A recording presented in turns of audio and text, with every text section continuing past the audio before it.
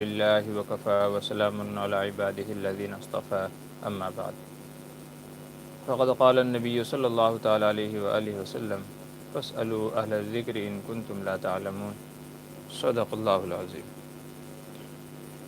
محترم ناظرین اکرام، یہ آج کا ہمارا 31واں لائے سوال جواب مجلس ہے، اور آج کے اس پروگرام کے اندر دین سے ریلیٹڈ جو بھی ہمارے سوال جواب ہیں ان کو ہم سیکھیں گے۔ اللہ تبارک و تعالیٰ سے دعا ہے کہ حق کہنے اور اس کے مطابق عمل کی توفیق نصیب فرمائے۔ ہمارے اس پروگرام کا مقصد ہے مختصر دینی سوال جواب کا سلسلہ، یعنی لوگوں کے روزمرہ پیش آمدہ جو بھی مسائل ہیں تو ان کا مختصراً کیسے جواب دیا جائے، مختصر طریقے سے کیسے جواب اور سوال اور ان کی جو ضروریات ہیں، پیش آمدہ مسائل ہیں، کیسے ان کا حل کیا جائے، قرآن و حدیث میں ان کے مسئلے مسائل کا کیا جواب ہے، اسی کے تعلق سے یہ سلسلہ ہمارا چلتا ہے۔ ہر اتوار کو، ابھی عشاء کے بعد ہے، جیسے جیسے وقت چینج ہوتا جاتا ہے تو اس کا وقت بھی چینج ہو جاتا ہے، لیکن فی الحال عشاء کے بعد ہے۔ جی تو چلیے شروع کرتے ہیں۔ سید عائشہ صلی السلام علیکم۔ جی وعلیکم السلام۔ مفتی عمر اشاعتی آفیشل، السلام علیکم ورحمۃ اللہ۔ جی وعلیکم السلام۔ بابو لال پٹھان، السلام علیکم۔ جی وعلیکم السلام۔ سید عائشہ شیلا کا پہلا سوال ہے، زکوٰۃ دینے کے لیے سال کا گزرنا ضروری ہے کیا؟ جی ہاں، جب سے آدمی صاحب نصاب ہوا ہے اس وقت سے لے کر کے جب 1 سال مکمل گزر جائے اور آدمی کے پاس صاحب نصاب مال باقی رہے، نصاب کے بقدر مال باقی رہے اور اس پر 1 سال گزر جائے تو اس کے اوپر زکوٰۃ دینا لازم ہوتا ہے۔ اگر 1 سال گزرنے سے پہلے مال کم ہو گیا، نصاب کے بقدر نہ رہا تو زکوٰۃ نہیں ہوگی۔ یاد رکھیے، بعض دفعہ ایسا ہوتا ہے کہ آدمی پہلے سے صاحب نصاب ہے اور اس کے پاس کچھ مال آ گیا اور مزید، تو یاد رکھیے ہر مال پر سال کا گزرنا ضروری نہیں ہے، بلکہ جب ایک بار وہ صاحب نصاب ہو گیا اور اس کے اوپر سال گزر گیا تو اب آئندہ جو بھی اس کے پاس مال آئے گا تو زکوٰۃ کے وقت میں اسے بھی شمار کیا جائے گا، محبوس کیا جائے گا اور اس کی بھی زکوٰۃ ادا کرنا لازم ہوگی۔ تو آدمی کے پاس زکوٰۃ واجب ہے، اس کے پاس 1 لاکھ روپے ہیں، 1 لاکھ کی اس کو زکوٰۃ نکالنی تھی، لیکن اتفاق سے 50,000 کہیں اور سے آ گئے اس کے پاس میں، تو یاد رکھیے اب ان 50,000 پر مزید 1 سال گزرنا ضروری نہیں ہے، بلکہ مکمل 1.5 لاکھ کی زکوٰۃ ادا کریں گے، چونکہ پہلے سے ہی وہ صاحب نصاب تھا۔ تو لوگ بعض دفعہ اس مسئلے میں کنفیوز ہو جاتے ہیں، اس مسئلے کو اچھے سے سمجھ لیجئے کہ جب آدمی ایک دفعہ سال صاحب نصاب ہو گیا اور زکوٰۃ کا مستحق ہو گیا، تب اس کے اوپر جب بھی جو ہے اس کے پاس جو بھی مال آئے گا تو جب اس کی زکوٰۃ ادا کرنے کی جو ڈیٹ ہے، تاریخ ہے، تو اس میں اس وقت جتنا بھی اس کے پاس مال ہوگا سب کی زکوٰۃ اس کو ادا کرنا ضروری ہے۔ فین آف مفتی محمود بدر، السلام علیکم۔ جی وعلیکم السلام۔ جی مفتی عمر اشاعتی آفیشل کہہ رہے ہیں، کیا حال ہے مفتی صاحب؟ جی اللہ کا احسان ہے، کرم ہے، آپ بتائیں، آپ ہمارے محسنین میں سے ہیں، آپ کے احسانات ہیں، بتائیے کیسے مزاج ہیں آپ کے؟ اللہ کا احسان ہے، ہم تو خیریت سے ہیں۔ جی بابو لال کا سوال ہے، سوئے ہوئے آدمی نے نیند میں طلاق بولا تو طلاق ہو جاتی ہے کیا؟ اس سے کنفرم یاد نہیں اس نے بولا یا نہیں نیند میں تھا۔ جی اگر نیند میں بولا ہے تو اس سے جو ہے طلاق نہیں ہوگی، اس لیے کہ نبی کریم صلی اللہ علیہ وسلم کا فرمان ہے کہ میری امت میں سے 3 شخص ایسے ہیں کہ ان کے اوپر حساب کتاب نہیں ہے، جن میں سے ایک سویا ہوا آدمی ہے اور ایک نابالغ بچہ ہے اور ایک پاگل آدمی ہے۔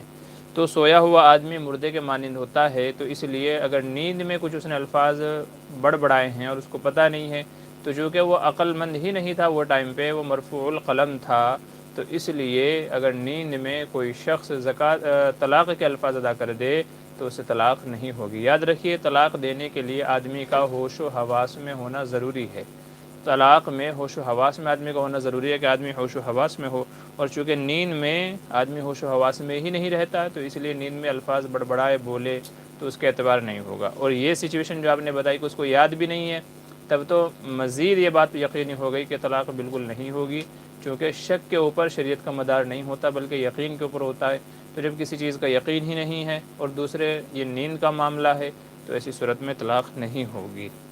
ٹھیک ہے جی، آگے چلیے۔ سید عائشہ شیلا کہہ رہے ہیں، جمائی شیطان کی طرف سے ہوتی ہے تو کیا شیطان سے اللہ کی پناہ مانگنے کے لیے جمائی کے وقت تعوذ پڑھ سکتے ہیں؟ جی ہاں، جب جمائی آئے تو اس وقت حدیث کے اندر وارد دعا ہے، حدیث میں فرمایا گیا کہ جب آدمی کو جمائی آئے تو اس وقت یہ پڑھنا چاہیے، اعوذ باللہ تعوذ وغیرہ جو بھی دعائیں ہیں وہ آپ دیکھ لیجئے گا، تو وہ دعائیں پڑھنی چاہیے، چونکہ جمائی آتی ہے سستی کی وجہ سے، اور سستی شیطان کی طرف سے ہوتی ہے جو عبادتوں میں رکاوٹ اور مانع بنتی ہے، تو اس لیے تعوذ وغیرہ پڑھ لیجئے، یا جو حدیث میں دعائیں وارد ہوئی ہیں ان کو پڑھ لیجئے، وضو وغیرہ کر لیجئے۔ محمد خلیل خان السلام علیکم۔ جی وعلیکم السلام۔ کہہ رہے ہیں آپ کی صحت کیسی ہے؟ جی الحمدللہ اچھی ہے، جیسے آپ دیکھ رہے ہیں ماشاءاللہ، دعائیں کرتے رہیں۔ اچھا، قضا نماز پڑھنا کب منع ہے؟ جی قضا نماز پڑھنا منع ہے 3 اوقات میں، کسی بھی وقت پڑھ سکتے ہیں سوائے 3 اوقات کے، سورج نکلتے ہوئے، زوال کے وقت میں، اور سورج غروب ہوتے ہوئے۔ ان 3 وقتوں کو چھوڑ کر کے قضا نماز کبھی بھی پڑھی جا سکتی ہے، عصر کے بعد بھی پڑھی جا سکتی ہے، فجر کے وقت بھی پڑھی جا سکتی ہے، ظہر عصر جب بھی آپ کو موقع ملے تب آپ پڑھ سکتے ہیں۔ یہ 3 اوقات ایسے ہیں کہ ان میں ہر طرح کی نماز منع ہے، تو قضا نماز بھی نہیں پڑھ سکتے، بقیہ کسی بھی وقت میں قضا نماز پڑھی جا سکتی ہے۔ سیدہ عائشہ، کیا مرد عورت کی نماز میں فرق ہے؟ وضاحت کیجیے۔ جی ہاں، کئی اعتبار سے مرد عورت کی نماز میں فرق ہے، میں پہلے بھی وضاحت کر چکا ہوں۔ جیسے مرد جو ہے وہ کانوں تک ہاتھ اٹھاتے ہیں، عورتیں سینے تک اٹھاتی ہیں، مرد ناف کے نیچے باندھتے ہیں، عورتیں سینے کے اوپر باندھتی ہیں۔ مرد کو حکم دیا گیا ہے کہ کھل کر کے اعضاء و جوارح کو سجدہ کرے، جبکہ عورت کو سمٹ کر کے سجدہ کرنے کا حکم دیا گیا ہے۔ اور بھی کئی سارے فرق ہیں جو آپ کتابوں کے اندر دیکھ سکتے ہیں۔ محمد خلیل خان کہہ رہے ہیں کن چیزوں سے روزہ ٹوٹ جاتا ہے؟ جی مفسدات روزہ جن کو کہا جاتا ہے وہ کئی ساری چیزیں ہیں، جن میں کھانا پینا، بیوی سے ہم بستری کرنا، اور ایسے ہی حلق میں کسی چیز کا چلے جانا ہے، دھواں وغیرہ، جیسے اگر بتی کا دھواں ہوتا ہے تو وہ تقریباً 8 یا 10 مفسدات روزہ علماء نے بیان کیے ہیں، جن میں سے مشت زنی کرنا اور کئی ساری چیزیں ہیں۔ تو بہرحال تفصیل ہے تو کتب فقہ میں ان کو، یا مسئلے مسائل کی جو کتابیں ہیں وہاں پر آپ ان کو دیکھ سکتے ہیں، کئی ساری چیزیں ہیں۔ خاص کر آپ کو جس مسئلے سے ریلیٹڈ آپ کو بات کرنی ہے تو آپ وہ لکھ دیجئے، میں انشاءاللہ جواب دے دوں گا۔ اچھا، آگے کیا لکھتے ہیں؟ ہم بستری سے پہلے وضو کرنا ضروری ہے؟ جی ایسا تو نہیں ہے، ہم بستری سے پہلے وضو کرنا ضروری ہے ایسا تو نہیں ہے، بنا وضو کے بھی کر سکتے ہیں۔ تو یہ کوئی ایسی عبادت نہیں ہے کہ جس کے لیے وضو شرط ہو۔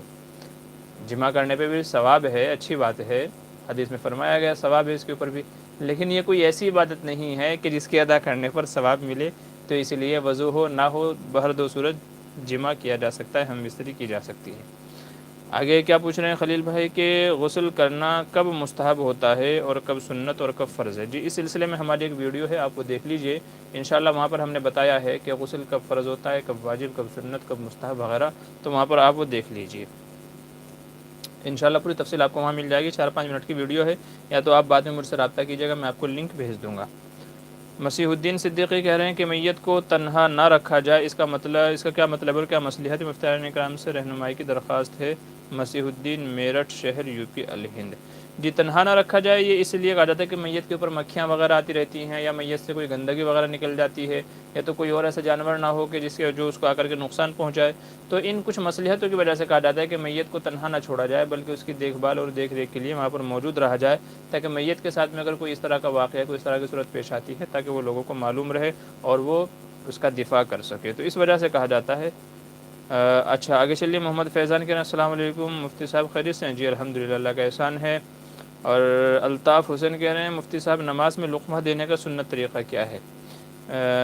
عموماً تو یہ تھا کہ حضور صلی اللہ علیہ وسلم کو غلطی آتی نہیں تھی کہ آپ کو لقمہ دیا جاتا، تو سنت طریقہ تو میرے خیال سے یہ لفظ تو مناسب نہیں ہے، البتہ آپ یہ کہہ سکتے ہیں کہ نماز میں لقمہ دینے کا کیا طریقہ ہونا چاہیے یا کیا ہمارا عمل ہونا چاہیے، تو اس سلسلے میں یاد رکھیے، سب سے اولاً کوشش کیجیے کہ امام صاحب کو تھوڑا موقع دیں تاکہ وہ اپنی غلطی خود ہی سدھار لیں، لیکن اگر آپ کو لگتا ہے کہ غلطی ایسی ہوئی ہے کہ جس سے نماز فاسد ہو سکتی ہے، جس سے نماز فاسد ہو سکتی ہے، ایسی غلطی ہوئی ہے، تو پھر آپ امام صاحب کو لقمہ دے سکتے ہیں۔ بہتر ہے کہ جہاں سے امام صاحب نے غلط پڑھا ہے اس سے ایک آیت پیچھے سے ان کو لوٹایا جائے، اعادہ کرایا جائے ایک بار اس سے پچھلے سے، تاکہ وہ خود سے صحیح کر لے، اگر نہ صحیح ہو تو پھر آپ وہ غلطی بتا دیں، وہ آیت بتا دیں جہاں سے انہوں نے غلط پڑھا ہے، تو یہ طریقہ ہے اصلاح کرنے کا۔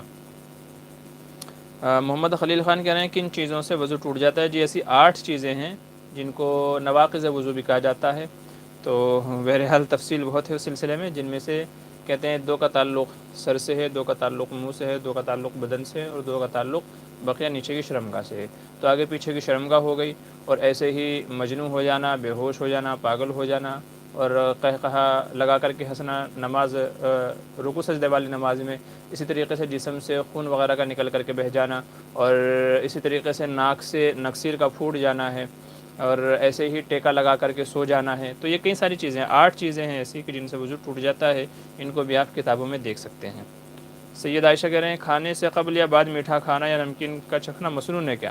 جی یہ سوال کافی مرتبہ آ چکا ہے اور اس کا جواب میں مکمل نہیں دے پایا ہوں۔ تو یاد رکھ لیجئے کہ کھانے سے پہلے یا بعد میں نہ میٹھا کھانا سنت ہے اور نہ نمکین کھانا سنت ہے۔ لوگوں میں مشہور ہو گیا ہے لیکن حقیقت میں ایسا نہیں ہے۔ حضور صلی اللہ علیہ وسلم سے کھانے سے پہلے اہتمام کے ساتھ میں نہ میٹھا سنت ہے اور نہ نمکین کھانا سنت ہے۔ یہ الگ بات ہے کہ حضور کو میٹھا کھانا پسند تھا، لیکن اس سے یہ اندازہ نکالنا اور یہ نتیجہ نکالنا کہ کھانے سے پہلے یا بعد میں میٹھا کھانا سنت کہلائے گا، تو یہ بات غلط ہے، ایسا نہیں ہے۔ بلکہ شریعت نے آدمی کی طبیعت کے موافق چھوڑا ہے کہ آدمی کو جو پسند ہو، نمکین پسند ہو تو نمکین کھا لے اور میٹھا پسند ہو تو میٹھا کھا لے۔ کیونکہ بہت سارے لوگ ایسے ہوتے ہیں کہ پہلے وہ میٹھا کھانا پسند نہیں کرتے، تو ایسے میں پھر یہ کہا جائے گا کہ وہ لوگ سنت کو چھوڑ رہے ہیں، حالانکہ ایسا نہیں ہے۔ تو شریعت نے طبیعت کے موافق چھوڑا ہے، جس آدمی کو جو دل کرے وہ کھا لیجئے۔ بعض کتابوں میں لکھا ہوا ہے کہ نمکین کھانا سنت ہے یا میٹھا کھانا سنت ہے، یاد رکھیے وہ غلط فہمی کی بنا پر ہے، غلط فہمی ہو گئی ہے، اور یہ غالباً فتاوی ہندیہ کا ایک جزیہ ہے، البدء بالملح والختم بالملح، کہ شروع بھی نمکین سے کرے اور ختم بھی نمکین پر کرے۔ اور بعض ضعیف اور موضوع روایتوں میں یہ ملتا ہے کہ آدمی نمک سے شروع کرے کہ اس میں 70 بیماریوں سے شفا ہوتی ہے۔ تو یاد رکھیے کہ یہ ساری کی ساری باتیں یہ غلط ہیں۔ حضور صلی اللہ علیہ وسلم سے اس سلسلے میں کوئی صحیح اور مستند روایت موجود نہیں ہے، تو اس لیے یہ کہنا کہ کھانے سے پہلے نمکین میٹھا کھانا سنت ہے، یاد رکھیے یہ قطعی طور پر غلط ہے۔ آدمی کا جس چیز کو دل چاہے تو وہ کھا سکتا ہے، تو سنت اس سلسلے میں کچھ بھی نہیں ہے، نہ میٹھا نہ کھارا۔ محمد خلیل خان کن 3 لوگوں کی نماز معاف ہے؟ جی میں نے بتایا ابھی 3 لوگ وہی ہیں، نمبر 1 سونے والا، نمبر 2 بچہ، اور نمبر 3 بے ہوش آدمی، پاگل مجنون جس کو کہا جاتا ہے۔ سید عائشہ شیلہ کہہ رہے ہیں کہ شب برات کی کیا حقیقت ہے؟ جی شب برات کے سلسلے میں تقریباً 16 صحابہ سے روایات مروی ہیں، اور شب برات کے تعلق سے جو روایات ہیں تو تمام کی تمام کو علماء نے بعض کو حسن اور بعض کو حسن لغیرہ کے درجے میں مانا ہے۔ کہنے کا مطلب یہ ہے کہ شب برات میں عبادت ثابت ہے، شب برات میں عبادت ثابت ہے، تو اس لیے شب برات میں اگر عبادت کی جائے تو امید ہے کہ انشاءاللہ وہ فضائل آدمی کو حاصل ہوں گے کہ جو احادیث میں فرمائے گئے۔ اسی طریقے سے علماء اور اکابرین امت نے اس سلسلے میں تجربہ کیا تو ان کو شب برات میں عبادت کے فائدے میسر ہوئے، جیسے کہ امام شافعی رحمۃ اللہ علیہ سے منقول ہے کہ ہم نے 5 راتیں ایسی پائی ہیں فضیلت والی کہ ان میں عبادت کی تو اللہ تبارک و تعالیٰ نے عبادتوں کو قبول فرمایا، اور جو ضرورتیں تھی، حاجتیں تھی، ان کو پورا فرمایا، جن میں سے ایک شب براءت ہے۔ تو شب براءت کا مطلب ہوتا ہے براءت یعنی مغفرت والی رات، جہنم سے خلاصی اور نجات والی رات۔ تو اس سلسلے میں عبادت تو کوئی متعین نہیں ہے کہ کون سی عبادت کی جائے، ہاں البتہ یہ ہے کہ عبادت کی جائے اس کا ثبوت ملتا ہے۔ تو اس لیے جو بھی آپ کے دل میں ہو، نمازیں پڑھنا ہے، تلاوت کرنا ہے، ذکر و تسبیح ہے، دعا وغیرہ ہے، تو جو بھی آپ کو عبادت کرنی ہے وہ آپ کر سکتے ہیں، کوئی مخصوص کیے بغیر جو بھی آپ کا دل کرے وہ کر سکتے ہیں۔ رہ گئی شب برات جانے والی خرافات کا لفظ میں استعمال کر رہا ہوں جان بوجھ کر کے، یہ اس وجہ سے کہ نبی کریم صلی اللہ علیہ وسلم سے پوری مدنی زندگی میں صرف 1 مرتبہ جانا ثابت ہے، اور وہ بھی حضور چپکے سے گئے تھے، جیسا کہ روایت میں ہے۔ ام عائشہ فرماتی ہیں کہ میں نے حضور کو اپنے قریب نہیں پایا، موجود نہیں پایا، تو میں پریشان ہوئی کہاں ہیں، تو میں حضور کو دیکھنے باہر نکلی تلاش کر لیں تو میں نے دیکھا کہ جنت البقیع میں ہیں آپ، اور وہاں ہاتھ اٹھا کر کے دعا کر رہے ہیں۔ جب آپ نے مجھے دیکھا واپس آئے تو فرمایا کیا تم میرا پیچھے کر رہی تھی؟ کیا تم کو یہ ڈر تھا کہ اللہ اور اس کا رسول تمہارے ساتھ خیانت کریں گے؟ میں نے عرض کیا نہیں یا رسول اللہ۔ تو پھر آپ نے فرمایا کیا تم کو پتہ ہے یہ کون سی رات ہے؟ اور پھر آپ نے فرمایا کہ یہ شب برات ہے، شب برات ہے، یعنی اس کو 15 شعبان کہا گیا، نصف من شعبان، یعنی شعبان کی 15ویں رات۔ شب یہ تو فارسی کا لفظ ہے، تو شب برات یہ تو فارسی کا لفظ ہے بہرحال، لیکن نصف من شعبان کا لفظ حدیث میں آتا ہے کہ یہ 15ویں شعبان ہے، اور آج کی رات اللہ تبارک و تعالیٰ اتنے بندوں کی مغفرت فرماتے ہیں کہ جتنے بنو کلب کی بکریاں ہیں۔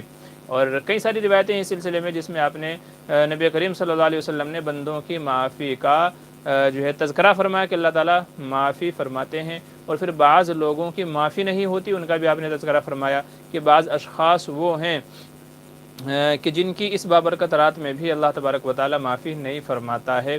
بہرحال اس پہ میرا مفصل بیان ہے شب برات کے تعلق سے، تو وہ کون محروم لوگ ہیں، 8 یا 9 یا اس سے زیادہ آدمی ہوتے ہیں جن میں سے جس کے دل میں کینہ ہو، حسد والا شخص ہو، والدین کا نافرمان ہو، عادی شراب پینے والا ہو، زنا کرنے والا ہو، قطع تعلق کرنے والا ہو، تو اس طرح کے 8-9 شخص وہ ہیں کہ جن کی مغفرت اس بخشش والی رات میں بھی نہیں ہوتی۔ تو یہ شب برات کے تعلق سے ہے کہ شب برات میں عبادت تو ثابت ہے، اور لوگوں نے جو قبرستان جانے کا رواج بنا لیا ہے، یاد رکھیں کہ رواج واجب الترک ہے، اسے چھوڑنا لازم اور ضروری ہے۔ چونکہ میں نے عرض کیا کہ حضور ایک مرتبہ گئے تھے، وہ بھی چپکے سے گئے تھے بنا بتا کر کے۔ اگر قبرستان جانے میں کوئی ثواب ہوتا تو حضور صحابہ کو ساتھ میں لے کر کے جاتے، کیونکہ ہر خیر کا کام ایسا ہے جس میں خیر ہو تو نبی کریم صلی اللہ علیہ وسلم خود بھی کیا کرتے تھے اور صحابہ کو بھی ترغیب دیا کرتے تھے۔ جبکہ شب برات میں 15 شعبان کو قبرستان جانے کی کوئی فضیلت ثابت نہیں ہے، اور آپ نے کسی کو تاکید بھی نہیں کی تھی، لہٰذا ہر سال جانا، وہاں جا کے جم گھٹے لگانا، چائے پیتے ہوئے جانا، باتیں کرتے ہوئے جانا، تو یہ ایک رواج بن گیا ہے۔ اور وہاں قبرستانوں کے باہر جا کر کے آپ دیکھیں لائٹیں لگی ہوئی ہوتی ہیں، اور پھر چائے پلانے والے کھڑے ہوئے ہوتے ہیں، اور کوئی یہ سبزی بیچ رہا ہے، کوئی وہ کھانے پینے کی چیز، تو وہاں بجائے اس کے کہ آدمی قبرستان میں جا کر کے آخرت کو یاد کرتا، موت کو یاد کرتا، نیک اعمال کی اصلاح کرتا اپنی، تو اس کے بجائے کیا ہوتا ہے، کھانے پینے کی محفلیں لگتی ہیں، بات چیت ہوتی ہے، تو جو اس کا مقصد تھا قبرستان جانے کا آخرت کی یاد، تو وہ حاصل ہی نہیں ہوتا۔ اس لیے میں نے عرض کیا کہ ہر سال جو قبرستان جانے والی یہ خرافات ہے تو ان سے بچنا چاہیے۔ شب برات کو چھوڑ کر کے کسی بھی دن آدمی جا سکتا ہے، لیکن امید ہے کہ ویسے لوگ نہیں جاتے، چونکہ یہ رواج بن چکا ہے تو رواج کو لوگ مناتے ہیں، جبکہ یہ رواج قابل ترک ہے، اسے چھوڑنا لازم اور ضروری ہے۔ تو اس لیے شب برات میں قبرستان نہ جائیں، زندگی میں کبھی ایک آدھ بار چلے گئے جیسا کہ حضور گئے تھے تو اس کی تو گنجائش ہے، لیکن باقاعدہ ہر سال جانا اور دوستوں کے ساتھ میں انوائٹ کر کے جانا، ارے چل میں چل رہا ہوں بھائی تو بھی چل، یہ بھی چل، وہ بھی چل، اور باتیں کرتے ہوئے جانا، تو یہ شریعت کا منشا اور مقصد نہیں ہے۔ تو اس لیے یہ عادت چھوڑنی چاہیے۔ باقی اپنی مسجدوں میں یا گھروں میں جہاں بھی ممکن ہو آپ سے عبادت کا اہتمام کرنا چاہیے۔ یہ تھے شب برات کی حقیقت۔ آگے چلیے، ایم ڈی اظہار کا سوال ہے، مسجد میں کس طرح کے پیسوں کو یوز نہیں کرنا چاہیے؟ جی، زکوٰۃ کے پیسے مسجد میں یوز نہیں کرنے چاہیے، اور جو نظر یا منت کے پیسے ہوتے ہیں، آدمی نے نظر مانی، منت مانی، میرا فلاں کام ہو گیا تو میں یہ صدقہ کروں گا، وہ صدقہ کروں گا، تو نظر اور منت کے جو پیسے ہیں، زکوٰۃ وغیرہ کا پیسے ہیں، تو ان کو مسجد میں استعمال نہیں کرنا چاہیے۔ باقی نفلی صدقے، عام صدقہ خیرات جو ہوتا ہے اس کے استعمال کی گنجائش ہے، صحیح فی سبیل اللہ جو لوگ دیتے ہیں اس کی بھی گنجائش ہے۔ مدثر خان کہتے ہیں نماز جماعت سے رہ جاتی ہے، گھر پہ پڑھ لیتا ہوں، اب یہ خیال آتا ہے جب جماعت سے نماز نہیں پڑھتا تو گھر میں بھی نہیں مزہ نہیں ہوتی، اس لیے چھوڑ دو، کیا جماعت سے نہ پڑھوں سکوں تو گھر کے؟ دیکھیے، آپ گھر میں پڑھیں، مطلب مسجد میں پڑھیں تو زیادہ بہتر ہے، چونکہ مسجد میں آپ کو 2 چیزوں کا ثواب مل جائے گا، ایک مسجد کا اور دوسرے جماعت کا۔ لیکن اگر آپ کو مسجد اور جماعت نہیں ملی ہے تو آپ گھر پہ پڑھیں، کوشش کریں کہ اہلیہ، بھائی یا بچے وغیرہ کو ساتھ میں لے کر کے نماز پڑھیں جماعت سے، تاکہ مسجد کا نہیں صحیح جماعت کا ثواب آپ کو کم سے کم مل جائے۔ تو اس لیے نماز پڑھنی چاہیے، آپ کو مزہ آئے نہ آئے، شیطان بھٹکا دیتا رہے، یار مزہ نہیں آ رہا ہے، چھوڑو کیا پڑھیں گے نماز، یاد رکھیں نماز فرض عین ہے، ہر حال میں آپ کو پڑھنی ہے۔ تو اگر مسجد میں جماعت سے رہ جائیں تو ایسا کر لیا کریں، گھر میں پڑھیں، ضرور پڑھیں، اہتمام سے پڑھیں، مزہ آئے نہ آئے، گھر والوں میں سے کسی نہ کسی کو ساتھ لے کر کے اس کے ساتھ جماعت کر کے پڑھ لیں، انشاءاللہ جماعت کا ثواب مل جائے گا، اور ساتھ ساتھ میں مسجد میں بھی جماعت سے پڑھنے کی کوشش کیا کریں۔ محمد نعمان، السلام علیکم مفتی صاحب، 15 شعبان کی رات نہایت ہی اہتمام کے ساتھ قبرستان جانا کیسا ہے؟ جی نعمان بھائی، میں نے آپ نے سنا ہوگا، میں بھی اسی کا تذکرہ کر رہا تھا، تو 15 شعبان کے تعلق سے قبرستان جانے کی جو بات ہے میں نے اس کی پوری وضاحت کر دی ہے۔ ایم ڈی زریش کہہ رہے ہیں میں عشاء کی نماز پڑھا، پھر دوسری مسجد چلا گیا، وہاں جور تھا، وہاں اس کا نماز ہو رہا، اچھا عشاء کی وہاں بھی نماز پڑھنا ہوگا؟ جی، جس نے ایک بار نماز پڑھ لی ہے تو اس کے لیے دوبارہ پڑھنا لازم نہیں ہے، لیکن اگر وہ نفل کی نیت سے شامل ہو جائے تو باعث ثواب ہوگا، اور جو ہے انشاءاللہ اس کے لیے نفع مند ہوگا، اور اس کی علماء نے گنجائش دی ہے۔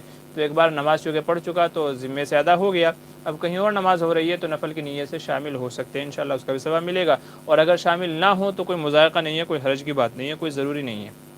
مدثر خان کہتے ہیں کہ فادر کیا کہہ رہے ہیں، فجر، یار الفاظ بعض آدمی اس طریقے سے لکھ دیتے سمجھ میں نہیں آ رہا، یہ فادر آپ نے لکھا ہوا ہے، کیا کہہ رہے ہیں؟ فجر کی نماز میں گھر پر ایک رکعت میں 3 قل پڑھ سکتا ہوں؟ جی پڑھ سکتے ہیں، ایک رکعت میں 3 مرتبہ قل اللہ پڑھ سکتے ہیں، کوئی مذائقہ نہیں ہے۔ مدثر خان کہہ رہے ہیں اگر 2 بندے نماز پڑھیں یا 3 بندے نماز پڑھیں جماعت کی صورت میں، اس مسئلے کا میں نہیں سمجھ سکا، پلیز پریکٹیکلی کر کے بتائیے۔ کیا کہہ رہے ہیں 3 بندے نماز پڑھیں؟ دیکھیے اگر 2 بندے ہیں جماعت سے نماز پڑھنا چاہتے ہیں تو ایک کو امام صاحب جو ہے دائیں طرف مقتدی کو اپنے کھڑا کر لیں، امام صاحب کھڑے ہوئے ہیں اور دائیں طرف ایک قدم پیچھے دوسرے مقتدی کو کھڑا کر لے اگر صرف 2 لوگ ہیں، اور اگر 3 لوگ ہیں تو پھر امام صاحب آگے کھڑے ہوں گے جو بھی نماز پڑھائیں گے، اور بقیہ جو دونوں لوگ ہوں گے وہ الگ صف بنا کر کے پیچھے کھڑے ہوں گے۔ تو یہ کوئی ایسی بات نہیں ہے جو ہے کیا سمجھ میں نہ آئے۔ اچھا ایم ڈی اظہار کہہ رہے ہیں شب برات میں قرآن نازل ہوئی یا رمضان میں نازل ہوئی؟ جی صحیح قول یہ ہے کہ قرآن کریم رمضان میں نازل ہوا۔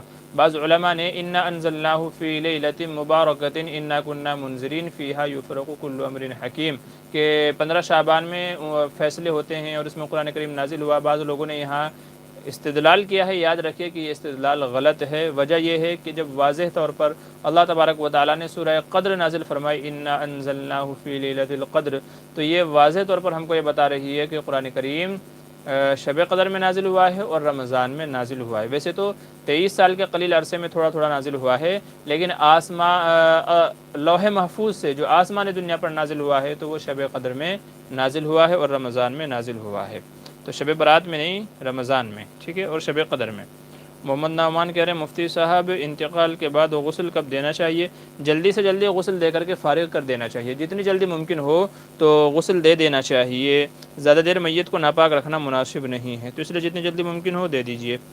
قیوم عبدال کہہ رہے ہیں مفتی صاحب 24 سال کی ایج میں بھی بیرڈ نہیں آ رہی، اس کے لیے کچھ بتائیے کیسے بیرڈ آئے؟ جی دیکھیے کیا کہتے ہیں، دواؤں کی طرف تو میں کوئی رہنمائی نہیں کر پاؤں گا، البتہ یہ ہے جو میرا اپنا ذاتی تجربہ ہے کہ جن مسجدوں کے اندر حوض ہے وضو کرنے کے لیے، تو آپ وہاں حوض کے پانی سے وضو کریں، کیونکہ یہ ہمارا مدرسے کا تجربہ ہے۔ چونکہ مدارس میں اکثر حوض ہوتے ہیں بچوں کے وضو کرنے کے لیے، تو حوض کا پانی چونکہ 3-4 دن جمع رہتا ہے، تو اس حوض کے پانی سے اگر وضو کیا جائے تو داڑھی جلدی اگ آتی ہے۔ اس کا تعلق تجربے سے ہے، ٹھیک ہے، یہ کوئی میں ویسی بات نہیں کہہ رہا ہوں قرآن و سنت والی، بلکہ تجربے والی بات بتا رہا ہوں۔ باقی اس سلسلے میں کوئی دوائی کھانا وغیرہ تو میرے حساب سے یہ بیکار ہے۔ آپ کوئی دوائی نہ کھائیں کہ جس سے داڑھی اگائے، یا کوئی اور ایسا علاج نہ کریں، چونکہ اس کا غلط ری ایکشن ہو سکتا ہے۔ اگر نہیں آئی ہے تو کوئی بات نہیں ہے، اللہ جب دینا چاہے گا، جب اس کا فیصلہ ہوگا تو آپ کو آ جائے گی، تو آپ پریشان نہ ہوں۔ یہاں امت مسلمہ کا معاملہ الٹا ہے کہ لوگوں کو داڑھی آتی ہے وہ رکھتی نہیں ہے، نالائق کٹا دیتے ہیں۔ تو داڑھی آتی ہے مگر وہ رکھتے نہیں ہیں۔ ماشاءاللہ آپ کی جو خواہش ہے بڑی عمدہ ہے، بڑی اچھی ہے کہ آپ داڑھی کے لیے فکر مند ہیں کہ کیسے داڑھی آ جائے۔ تو میرا اپنا ذاتی تجربہ تو یہ ہے کہ جن مسجدوں میں حوض ہے تو وہاں پر آپ اہتمام کریں، 1 مہینہ 1.5 مہینہ 2 مہینہ وضو کرنے کی، امید ہے کہ انشاءاللہ شاید کارگر ہو جائے، مفید ہو جائے۔ باقی اس کے علاوہ کسی دوائی وغیرہ کا تو میں مشورہ نہیں دوں گا، اور دوسرا مشورہ یہ ہے کہ پریشان نہ ہوں، اللہ کی طرف سے جب آنی ہوگی تو انشاءاللہ آپ کو آ جائے گی، ٹھیک ہے۔ مدثر خان کہہ رہے ہیں میاں بیوی بھی جماعت کر سکتے ہیں؟ میاں بیوی اگر نماز پڑھا رہے ہوں تو بیوی جماعت نہیں کروا سکتی، شوہر کو ہی کروانی پڑے گی، بھلے ہی چاہے شوہر کو قل هو اللہ ہی کیوں نہ آتی ہو۔ تو بیوی امام نہیں بن سکتی، شوہر امام بنے گا، شوہر خود ہی اقامت کہے گا اور خود ہی نماز پڑھائے گا، بیوی پیچھے کھڑی ہوگی، بیوی برابر میں بھی کھڑی نہیں ہوگی۔ یاد رکھیے اگر عورت ہے شوہر کے ساتھ میں تو بیوی پیچھے کھڑی ہوگی، برابر میں کھڑی نہیں ہوگی۔ اچھا مدثر بھائی تھوڑا آپ سوال کم کر لیجئے تاکہ میں دوسرے حضرات کے بھی سوالوں کے جواب دے سکوں۔ مدثر خان کیا کہہ رہے ہیں ابھی نیا رشتہ ہوا ہے، ابھی صرف منگنی ہوئی ہے، سسر کا والد فوت ہو جائے، داماد سسر کے گلے سے لگا کر تسلی دے سکتا ہے؟ دیکھیں جب صرف منگنی ہوئی ہے تو یہ تو شرعاً محرم ہی نہیں ہوا ابھی تک تو۔ ہاں جب نکاح ہو جائے گا، نکاح ہونے کے بعد ساس محرم ہوتی ہے، تب پھر داماد تسلی دے سکتا ہے، لیکن جب تک کہ نکاح نہیں ہوا تب تک کہ وہ دونوں ایک دوسرے کے لیے غیر محرم ہیں، اجنبی کے حکم میں ہیں، تو اس لیے تب تک کہ گلے ملنا بلکہ دیکھنا اور بلا ضرورت بات چیت کرنا بھی درست نہیں ہے جب تک کہ نکاح نہیں ہوا ہے، ٹھیک ہے۔ اے ڈی پی ایس اسلامک السلام علیکم۔ جی وعلیکم السلام۔ سید عائشہ کہہ رہے ہیں میں نے بہت سے حضرات کی ویڈیوز دیکھا، ان کا کہنا ہے کہ مرد عورت کی نماز میں کوئی فرق نہیں ہے اور ایسی کوئی دلیل نہیں ہے جس سے مرد عورت کی نماز کا فرق ثابت ہوتا ہو۔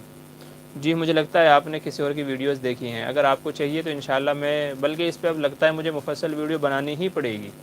انشاءاللہ مرد عورت کی نماز میں کیا کیا فرق ہے میں انشاءاللہ احادیث سے ثابت کروں گا، پھر آپ ان لوگوں سے کمنٹ کر کے پوچھنا کہ جب حدیثیں موجود ہیں تو آپ نے کیسے جھوٹ بولا اور کیسے آپ نے بولا کہ مرد عورت کی نماز میں فرق نہیں ہے.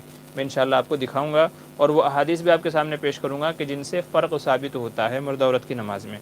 اگر فرق نہیں ہے تو پھر عورت امامت کیوں نہیں کر سکتی, عورت اذان کیوں نہیں دے سکتی, عورت امام کیوں نہیں بن سکتی, عورت لقمہ کیوں نہیں دے سکتی. یہ کئی ساری چیزیں ہیں, اگر فرق نہیں ہے تو پھر کیوں ان چیزوں میں فرق کیوں ہے.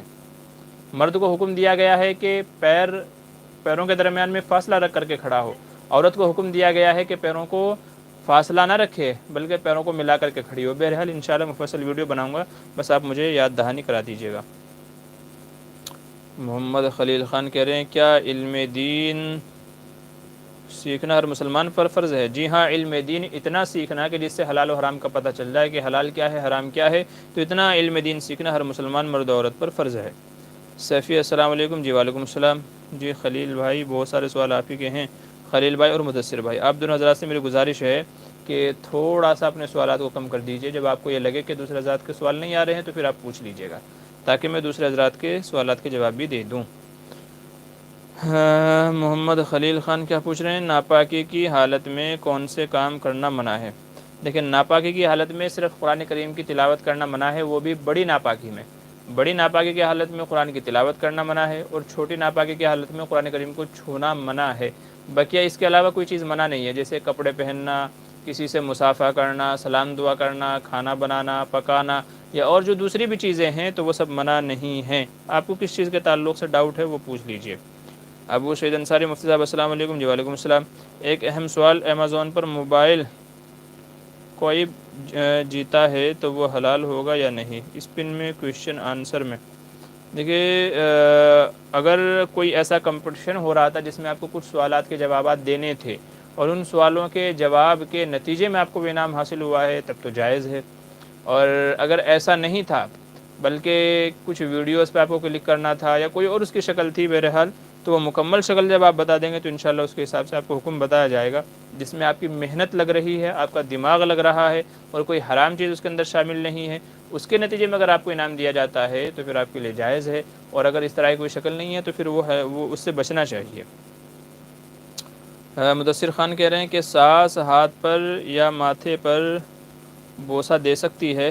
بچنا چاہیے, ان چیزوں سے بچنا چاہیے, اس طرح کی چیزوں سے, کیونکہ یہ چیزیں کبھی کبھی جو ہے شیطان کے بہلانے کا ذریعہ ہو سکتی ہیں, تو اس لیے اس سے بچنا چاہیے. ماں ہے تب تو ایک الگ بات ہے, لیکن ساس وغیرہ سے بچنا چاہیے. محمد خلیل خان کہہ رہے ہیں روزہ کن چیزوں سے مکروہ ہو جاتا ہے؟ بھائی بہت ساری چیزیں ہیں مکروہات, جیسے کسی چیز کو چکھنا, کھانا وغیرہ ہو گیا, کوئی اور چیز ہو گئی اس کو چکھنا, اور ایسے ہی کئی ساری چیزیں ہیں. بہرحال مکروہات روزہ انشاءاللہ ایک ہمارا واٹس ایپ گروپ ہے, آپ رابطہ کیجیے گا انشاءاللہ, میں آپ کو اس میں ایڈ کر دوں گا, تو وہاں پر تمام مکروہات روزہ میں آپ کو بھیج دوں گا. یہاں پر اتنی لمبی تفصیل بتانا ممکن نہیں ہے. الطاف حسین کہہ رہے ہیں کیا دوپہر کا کھانا کھانے کے بعد تھوڑی دیر آرام کرنا اور رات کا کھانا کھانے کے بعد کم از کم 40 قدم چلنا سنت سے ثابت ہے؟ جی 40 قدم کا علم تو مجھے نہیں ہے کہ رات میں جو چلنے کے بعد سنت ہے. البتہ دوپہر میں کھانا کھانے کے بعد تھوڑی دیر قیلولہ کرنا یہ سنت ہے.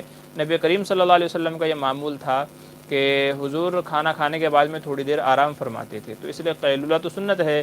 البتہ شام کو 40 قدم چلنے والی جو بات ہے فی الحال میرے ذہن میں نہیں ہے, وہ انشاءاللہ میں آپ کو دیکھ کے بتا دوں گا. اچھا, خلیل خان کہہ رہے ہیں بسم اللہ پڑھنا کب منع ہے؟ حرام چیز کرتے ہوئے, بیت الخلاء میں جاتے ہوئے, یا کوئی ایسی چیز کہ جو جہاں پر اس کی بے ادبی شمار ہوتی ہو, بسم اللہ پڑھنا بے ادبی مانا جاتا ہو, تو ایسی جگہوں پر پڑھنا منع ہے. حسیب خان السلام علیکم مفتی صاحب, ہاتھ اٹھا کر سلام کرنا کیسا ہے؟ اگر آدمی قریب ہو یا دور ہو تو ہاتھ اٹھا سکتا ہے کیا؟ جی ہاتھ اٹھانے سے بچنا چاہیے. نبی کریم صلی اللہ علیہ وسلم نے بعض حدیث میں فرمایا کہ ہاتھ اٹھا کر کس طریقے سے سلام کرنا یہ یہود و نصارہ کا طریقہ ہے, تو اس لیے ہاتھ اٹھا کر کے سلام کرنے سے بچنا چاہیے. اگر آدمی نزدیک ہو تو زبان سے جو ہے سلام کرے, اور اگر دور ہے تو یا تو سلام نہ کرے یا تو پھر اس کے نزدیک جا کر کے سلام کرے. تو بہرحال ہاتھ اٹھا کر کے سلام کرنے سے, آج کے ہمارے دیار میں بہت سارے لوگ کرتے ہیں نا السلام علیکم کیسے ہیں, اور بہت سارے ایسے یوں کرتے ہیں, تو اس طریقے سے ہاتھ اٹھا کر کے سلام کرنے سے بچنا چاہیے, کیونکہ حضور نے اسے غیروں کا طریقہ قرار دیا ہے. جی محمد صداقت کہہ رہے ہیں مخنث کی امامت درست ہے کیا نہیں؟ جی مخنث کو, ہجڑے کو امامت کرنے سے بچنا چاہیے, کیونکہ ایسے شخص کی امامت میں لوگ نماز پڑھنا پسند نہیں کرتے. البتہ اگر کوئی مخنث باشرح ہے, اور تقوی و پرہیزگار ہے، متقی دیندار ہے، اگر کوئی ایسا شخص ہے اور لوگوں میں اس سے بہتر کوئی امامت کرنے والا نہیں ہے تو پھر بدرجہ مجبوری علماء نے اس کی بھی گنجائش دی ہے، لیکن بہتر یہی ہے کہ ایسا شخص امامت نہ کرائے بلکہ کوئی دوسرا نیک صالح متقی شخص امامت کرائے، چونکہ ایسے شخص کے پیچھے لوگ نماز پڑھنا درست نہیں کرتے، مکروہ سمجھتے ہیں، کراہت مطلب ان کی طبیعت کو کراہیت ہوتی ہے، تو اس لیے تاکہ نماز خشوع و خضوع سے ہو، اہتمام کے ساتھ ہو، دل جمی کے ساتھ ہو، اس لیے علماء فرماتے ہیں کہ اسے شخص کو امامت کرانے سے بچنا چاہیے۔ حبیب کیا شیلیا، السلام علیکم مفتی صاحب، آپ کیا کہہ رہے ہیں؟ چلیا لیٹ ہو، کیا کہہ رہے ہیں آپ چلیا لیٹ ہو، آپ جوگیشوری میں ایک جگہ مومن نگر میں ہوں، وہاں سے ہو؟ جی نہیں، نمبر ایک تو یہ ہے کہ میں برادری سے چلیا نہیں ہوں، ہماری برادری الگ ہے۔ دوسری بات یہ ہے کہ میں مومن نگر میں نہیں رہتا، میں رہتا تو جوگیشوری میں ہوں لیکن مومن نگر میں نہیں۔ مومن نگر میں چلیا برادری سے ہمارے کچھ ساتھی ہیں، جیسے مولانا امجد رحمانی ہیں، تو کئی ساری کتابوں پہ ہم نے ساتھ میں مل کے کام کیا ہے، تو بہرحال میرا وہاں آنا جانا رہتا ہے، وہاں جو علماء حضرات ہیں تو بہت سارے حضرات سے میرا رابطہ ہے، تو آنا جانا میرا رہتا ہے وہاں چلیا کالونی جو ہے مومن نگر، لیکن میں وہاں سے نہیں ہوں اور میں چلیا بھی نہیں ہوں، ٹھیک ہے، البتہ رہتا جوگیشوری میں ہی ہوں۔ ایم ڈی زرش کہہ رہے ہیں بنا آواز سے نماز پڑھ رہا ہو کیا اپنا آواز کان تک جانا ضروری ہے؟ جن نماز میں جب آدمی قرات کر رہا ہو تو ہونٹوں کو حرکت ہونی چاہیے۔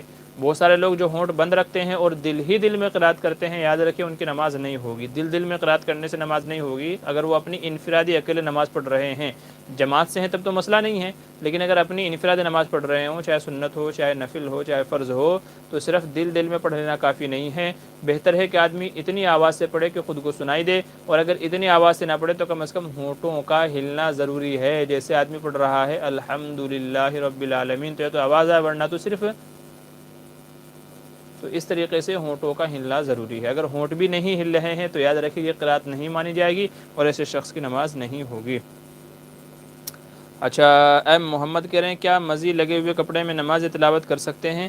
جی، جس جگہ مزی لگی ہوئی ہے تو اس جگہ کو دھل لینا چاہیے، چونکہ وہ کپڑا ناپاک ہے اور ناپاکی کے لگے ہوئے نماز تو نہیں ہوگی۔ البتہ اگر تلاوت کرتے ہیں تو تلاوت اگرچہ بے ادبی کے اندر آئے گا لیکن بہرحال تلاوت ہو جائے گی، تلاوت ہو جائے گی۔ اگر آدمی نے مزی نکلی تھی، وضو کر لیا تھا، تو وضو کرنے سے چونکہ وہ تلاوت کر سکتا ہے تو تلاوت تو ہو جائے گی، البتہ کپڑے میں ناپاکی لگی ہوئی ہے تو اس لیے یہ ایک درجے سے کراہت کے اندر آئے گا، مگر نماز نہیں ہوگی، چونکہ نماز کے لیے کپڑے کا بھی پاک ہونا ضروری ہے اور تلاوت کے لیے کپڑے کا پاک ہونا ضروری نہیں ہے، آدمی کا باوضو ہونا ضروری ہے۔ امید ہے مسئلہ سمجھ میں آ گیا ہوگا۔ محمد خلیل خان پھر سے کہہ رہے ہیں امام کے ساتھ رکوع میں شامل ہونے کا صحیح طریقہ بتائیے۔ امام صاحب اگر رکوع میں ہے اور کوئی بندہ پیچھے سے آتا ہے تو بہتر ہے کہ پہلے ہاتھ جو ہے وہ کانوں تک اٹھا کر کے نیت باندھ لے، اور نیت باندھنے کے بعد اطمینان سے پھر رکوع کے اندر جائے، لیکن اگر جلدی ہو اور آدمی کو ایسا لگے کہ شاید میں اتنا تک جو ہے رکوع میں جاؤں گا، امام صاحب اٹھ جائیں گے، تو پھر کانوں تک ہاتھ اٹھا کر کے اللہ اکبر کہہ کر کے سیدھا رکوع میں چلے جائے، ہاتھ باندھ کر کے تھوڑی دیر کھڑا ہونا ضروری نہیں ہے، بلکہ تکبیر تحریمہ کہہ کر کے سیدھا رکوع کے اندر چلا جائے۔ اگر آدمی کو یہ خطرہ ہو کہ میں اتنا نماز میں شامل ہوں گا تو امام صاحب اٹھ جائیں گے۔ باقی آپ کیا پوچھنا چاہ رہے ہیں تو اس کی مزید وضاحت کر دیجئے۔ اچھا، دوسری بات یہ ہے کہ سوالات بہت ہو گئے ہیں الحمدللہ، تو ابھی تھوڑی دیر کے لیے سوالات آپ بند کر دیجئے تاکہ میں ان سوالوں کے جواب دے دوں۔ دوسری بات یہ ہے کہ انشاءاللہ میں سب لوگوں کے سوال کا جواب دوں گا، بس آپ تھوڑا اطمینان رکھیے، نمبر وار میں سب کے سوالات کے جوابات دے رہا ہوں۔ اچھا، حسیب خان کا سوال ہے، کہہ رہے ہیں مفتی صاحب جو لوگ کیا کہ ریئل اسٹیٹ کے کام کرتے ہیں یعنی زمین کا کاروبار کرتے ہیں تو زمین کے خریدنے والے اور زمین کے بیچنے والے کے پاس سے پیسہ لیا جا سکتا ہے، کمیشن جائز ہے نہیں؟ جی ہاں، کمیشن لینے کی اجازت ہے، شرط یہ ہے کہ کمیشن متعین ہو اور فیصد کے حساب سے کمیشن ہو کہ بھئی 1,00,000 پہ 5% میں لوں گا، دونوں کو پتہ ہو کہ ہاں بھئی یہ کمیشن لے رہا ہو، کسی اور قسم کا کوئی دھوکہ نہ ہو تو کمیشن لینا بتا کر کے جائز ہے۔ اچھا، عرفان گوہر کہہ رہے ہیں فرض نماز کی تیسری رکعت میں اگر بھولے سے سورت پڑھ لی تو کیا حکم ہے؟ نماز ہو جائے گی، کوئی مسئلہ نہیں ہے، نہ سجدہ سہو کرنے کی ضرورت ہے نہ کچھ اور کرنے کی ضرورت ہے، نماز ہو جائے گی۔ ایم حسین السلام علیکم۔ جی وعلیکم السلام۔ محمد خلیل خان کہہ رہے ہیں شب برات میں کن کی بخشش نہیں ہوتی؟ میں نے بتایا کئی سارے لوگ ہیں جن میں سے والدین کا نافرمان ہے، عادی شرابی شراب پینے والا ہے، زنا کرنے والا ہے، حسد کرنے والا ہے، اور ایسے ہی قطع تعلق کرنے والا ہے، اور وہ شخص جو جن دو شخصوں میں لڑائی جھگڑا ہو رہا ہو ان کو حکم ہوتا ہے کہ ان کو ان کے حال پر چھوڑ دیا جائے۔ تو یہ 8-9 شخص ہیں کہ جن کی مغفرت نہیں ہوتی۔ ایسے ہی بعض روایت میں آتا ہے کاہن، جادوگر کی بھی نہیں ہوتی، جو لوگوں کے پاس جاتا ہے کہ آپ مجھے میری قسمت کا حوال بتا دو، تو ایسے شخص کی بھی معافی نہیں ہوتی۔ تو کاہن، جادوگر وغیرہ کئی سارے شخص ہیں۔ محمد خلیل خان پھر سے عورت کا کیا کہہ رہے ہیں مزارات پر جانا کیسا ہے؟ جائز نہیں ہے۔ وجہ یہ ہے کہ ان کو وہاں جانے کی ضرورت ہی نہیں ہے۔ مزارات پر کس لیے جا رہی ہیں؟ ایصال ثواب کے لیے، تو آپ گھر بیٹھے بھی کر سکتے ہیں۔ آج کل یہی ہو گیا ہے، جو مزارات وغیرہ ہیں وہاں پر اتنی بھیڑ لگنے لگی ہے کہ بہت سارے گناہوں کا وہاں ارتکاب ہوتا ہے۔ سوچنے کی بات ہے، جب عورت کو فرض نماز کے لیے مسجد میں جانے سے منع کیا گیا ہے تو مزار پر جانے کی اجازت کیسے ہوگی؟ تو اس لیے عورتوں کو قبرستان اور مزارات پر جانے سے بچنا چاہیے، علماء نے منع کیا ہے۔ محمد خلیل خان پھر سے کہہ رہے ہیں کہ سورہ فاتحہ سے پہلے صورت ملائی تو کیا سجدہ سہو پڑھے نہ کرنا ہوگا؟ سورہ فاتحہ سے پہلے کوئی دوسری صورت ملائی؟ جی ہاں، سجدہ سہو لازم ہوگا، اس لیے کہ نماز میں پہلے سورہ فاتحہ پھر اس کے ساتھ میں کوئی دوسری صورت ملانا، تو یہ ترتیب بھی واجب ہے، تو اگر کوئی ترتیب کا الٹا کر لیتا ہے تو سجدہ سہو لازم ہوگا۔ علی شاہ شیخ، اگر گھر پر ٹوائلٹ باتھ روم اٹیچڈ رہے تو وضو کی دعا پڑھ سکتے ہیں اندر؟ جی ہاں، دل میں پڑھنی چاہیے، اسی صورت میں زبان سے الفاظ ادا نہ کرنا چاہیے، ہونٹ ہلیں بس، اس حد تک دعا آپ پڑھ سکتے ہیں، لیکن ان کا تلفظ زبان سے زور سے نہیں ہونا چاہیے، تو دل میں یا ہونٹوں کو ہلا کر کے آپ پڑھ سکتے ہیں۔ محمد اشرف علی کہہ رہے ہیں تراویح میں پیسہ لینا کیسا ہے؟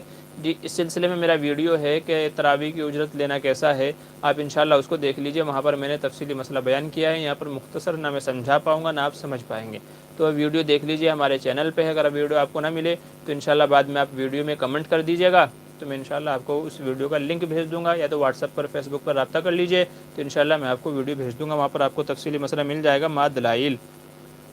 مدثر خان کہہ رہے ہیں مجھے ایک مسئلے کا بتائیے، میں عشاء کی نماز پابندی سے پڑھتا ہوں، جب کوئی کیا کہہ رہے ہیں گسک یا مسائل نہ ہو پڑھ سکوں، رات کو چیز ڈرتی ہے، چارپائی سے نیچے پکتی ہے، یا جب اٹھ کر نماز پڑھتا ہوں تو تب سو جاتا۔ آپ نے پتہ نہیں کیا لکھا ہے یار، ایسے تھوڑا الفاظ میں لکھ لیجیے تاکہ میں اس کو پڑھ سکوں۔ بہرحال آپ کا مسئلہ پڑھنا میرے لیے اور سمجھنا مشکل ہو رہا ہے، تو اس لیے برائے کرم تھوڑا اور اچھے انداز میں لکھ لیجیے کہ مجھے سمجھ میں آ جائے۔ اشرف راوی السلام علیکم۔ جی وعلیکم السلام، جی شکریہ، جزاک اللہ۔ مدثر خان، اگر بیوی عالمہ ہوں تو تب؟ جی، نماز تو بہرحال چاہے بیوی عالمہ ہو چاہے کچھ اور، نماز تو نہیں پڑھائے گی، نماز تو شوہر ہی پڑھائے گا۔ محمد خلیل خان، ناپاکی کی حالت میں ذکر کرنا کیسا ہے؟ جی جائز ہے، اس کی اجازت ہے، کوئی مسئلہ نہیں ہے۔ ام عائشہ رضی اللہ عنہا سے روایتیں فرماتی ہیں کہ ان نبی صلی اللہ علیہ وسلم یذکر علی کل احیانہ، کہ حضور ہر ناپاکی کی حالت میں بھی ذکر وغیرہ کیا کرتے تھے، ہر حالت میں ذکر کیا کرتے تھے، تو ذکر وغیرہ کی اجازت ہے۔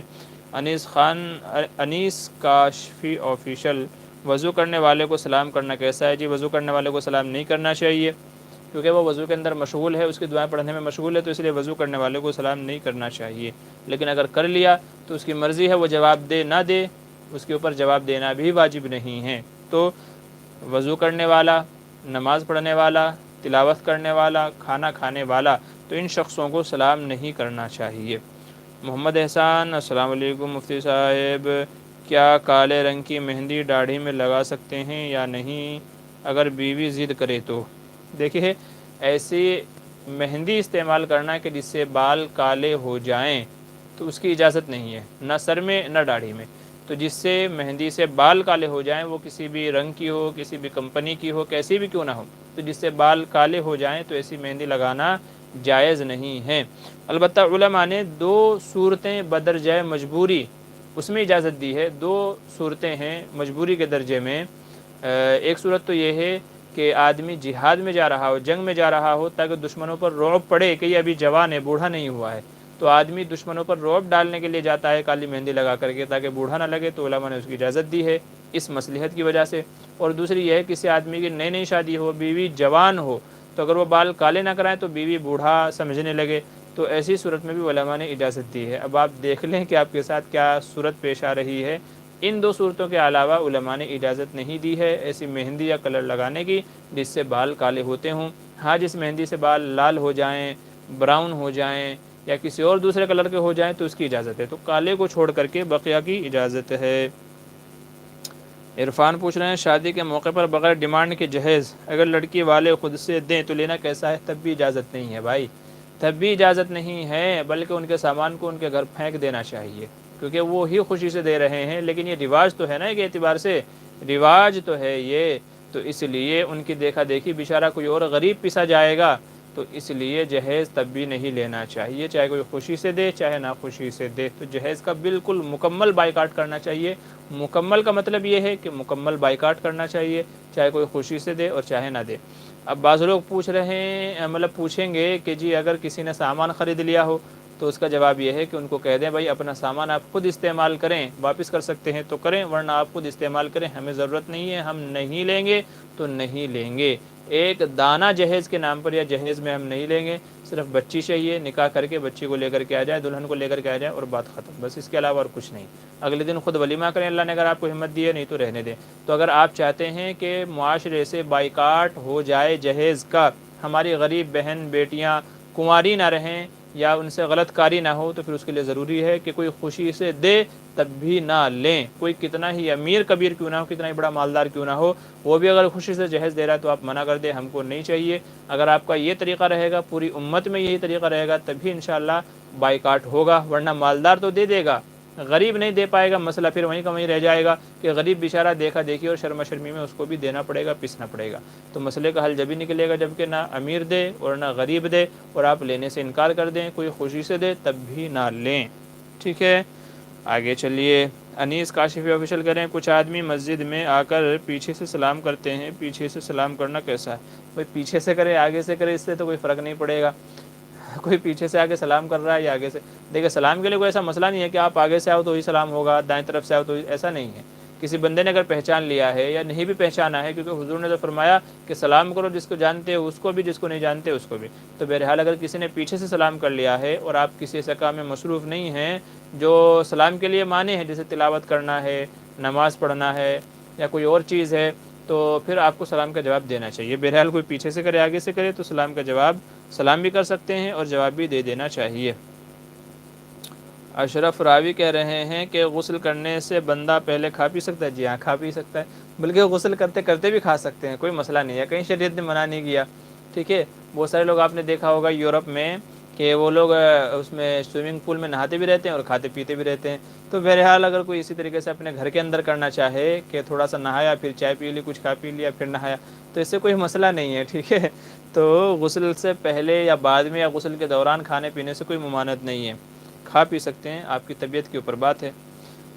محمد زہیب کہہ رہے ہیں حضرت کیا کوئی درگاہ میں جا کر ہم دنیا کی چیزیں پڑھ سکتے ہیں کیا؟ بھائی دنیا کی چیزیں پڑھنے کے لیے درگاہ میں جانے کی کیا ضرورت ہے، اپنے گھر میں پڑھ لیں، کوئی ایسا تو ہے نہیں کہ وہاں جائیں گے آپ کو تو زیادہ ثواب ملے گا، تو ایسا تو کوئی مسئلہ ہے نہیں، تو اس لیے اس کا درگاہ میں جانا ضروری نہیں ہے۔ درگاہ میں جا کر کے ہی پڑھنا کیوں ہے اس کی وجہ آپ کو بتانی چاہیے کیوں، تو بہرحال یہ تو کوئی ایسی لاجیکلی بات نہیں ہے، تو اگر آپ کو پڑھنا ہے تو گھر پہ پڑھیں، اس کے لیے اتنے تکلفات کی کیا ضرورت ہے؟ بھائی درگاہ میں جائیں گے وہاں جا کر کے پڑھیں گے جبکہ اس کا کوئی مزید فائدہ بھی نہیں ہے، تو بچنا چاہیے ان چیزوں سے۔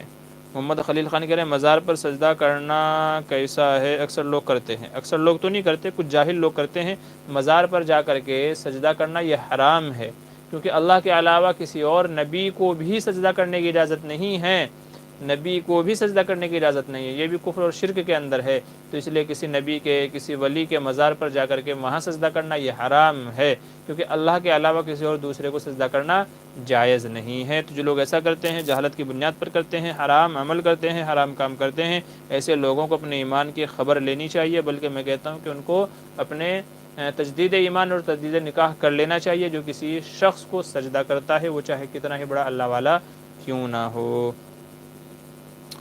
اچھا طوطا حلال ہے؟ جی ہاں طوطا حلال ہے۔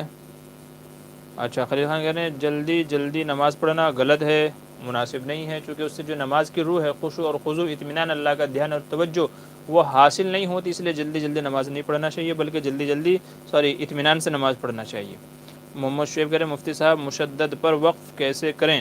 مشدد پر جب وقف کریں گے تو تھوڑا سا آواز کو پش کریں گے، دبائیں گے، جیسے ان کیدکن، تو کن اس پہ نون پہ تشدید ہے، تو اگر ہم کو یہاں وقف کرنا ہے تو نون کو 2 بار پڑھ کر کے وقف کر دیں گے، تھوڑا زور دے کر کے پش کر کے ساکن کر دیں گے، ان کیدکن، ان کیدکن عظیم، اس طریقے سے، ٹھیک ہے؟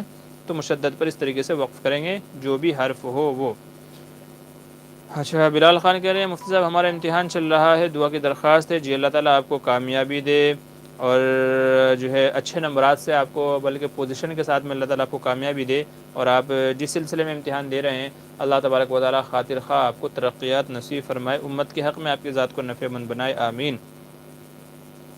زکریا عالم حضرت بلال رضی اللہ عنہ کا ظلم کے بارے میں بتائیے۔ بھئی یہاں ظلم کے بارے میں بتانے نہیں بیٹھا ہوں، بلکہ یہاں تو مسئلے مسائل کا ہے، اور رہی بات ان کے اوپر جو ظلم کیے گئے ہیں، اگر آپ کو جاننا ہے تو شیخ نے فضائل اعمال میں حکایات صحابہ میں تمام تفصیلات لکھی ہیں۔ فضائل اعمال میں حکایات صحابہ میں حضرت بلال کے اوپر جو ظلم و ستم ہوئے ہیں، جو کفار مکہ ان کو ظلم و ستم دیتے تھے، ان کو بیڑیوں میں قید کرتے تھے، ایسے ہی ان کے سینے کے اوپر پتھر رکھ دیا کرتے تھے، ریت پر لٹایا کرتے تھے، انگاروں پر لٹا دیا کرتے تھے، رات بھر ان کو مارا کرتے تھے، پیٹا کرتے تھے، تو بہت سارے جو ظلم و ستم کی داستان ہے، اگر آپ کو پوری تفصیل پڑھنا ہے تو وہ حکایات صحابہ میں آپ پڑھ لیجئے۔ یہاں بہتر ہے کہ آپ حلال و حرام کے تعلق سے مسئلے مسائل پوچھیں۔ امانت ٹرسٹ، السلام علیکم مفتی صاحب، کیسے ہیں آپ؟ جی وعلیکم السلام، الحمدللہ خیریت سے ہیں، آپ تمام حضرات کیسے ہیں؟ الطاف حسین کہہ رہے ہیں کیا نفل نماز اور نفل روزہ کسی وجہ سے ٹوٹ جائے تو ان کو دوبارہ ادا کرنا لازمی ہے؟ جی ہاں، نفل نماز اور نفل روزہ ہو اگر ٹوٹ جاتا ہے تو ان کو ادا کرنا دوبارہ اعادہ ان کا لازم ہے، کیونکہ نفل عبادت شروع کرنے سے پورا کرنا واجب ہو جاتا ہے، جب شروع کر دی تو اب وہ واجب ہو گئی پورا کرنا، تو اگر بیچ میں ٹوٹ جائے تو پھر اس کو قضا کرنا لازم ہے۔ اچھا، فیاض عالم کہہ رہے ہیں مفتی صاحب السلام علیکم وبرکاتہ، گاڑی لون پر لینا کیسا ہے؟ جی قسطوں پر گاڑی لینے کی اجازت ہے، وہ لون، وہ قسطیں جس میں قرض، جس میں سود شامل ہو، یا تو کوئی قسط اگر آپ نے نہیں بھری ہے اس صورت میں آپ کے اوپر کوئی ایکسٹرا چارجز لگتے ہوں، تو یا تو سود کا ملوث ہونا پایا جا رہا ہو یا تو کچھ ایکسٹرا چارجز وغیرہ پائے جا رہے ہوں، تو پھر ایسے قسطوں پر یا لون پر لینا گاڑی لینے کی اجازت نہیں ہوگی۔ ہاں جس میں سود وغیرہ شامل نہیں ہے تو پھر وہ لی جا سکتی ہے، باقی لون کا مطلب یہی ہوتا ہے کہ اس میں سود قرضہ پایا جا رہا ہے تو پھر اس کی اجازت نہیں ہوگی۔ محمد نعمان السلام علیکم، جی وعلیکم السلام۔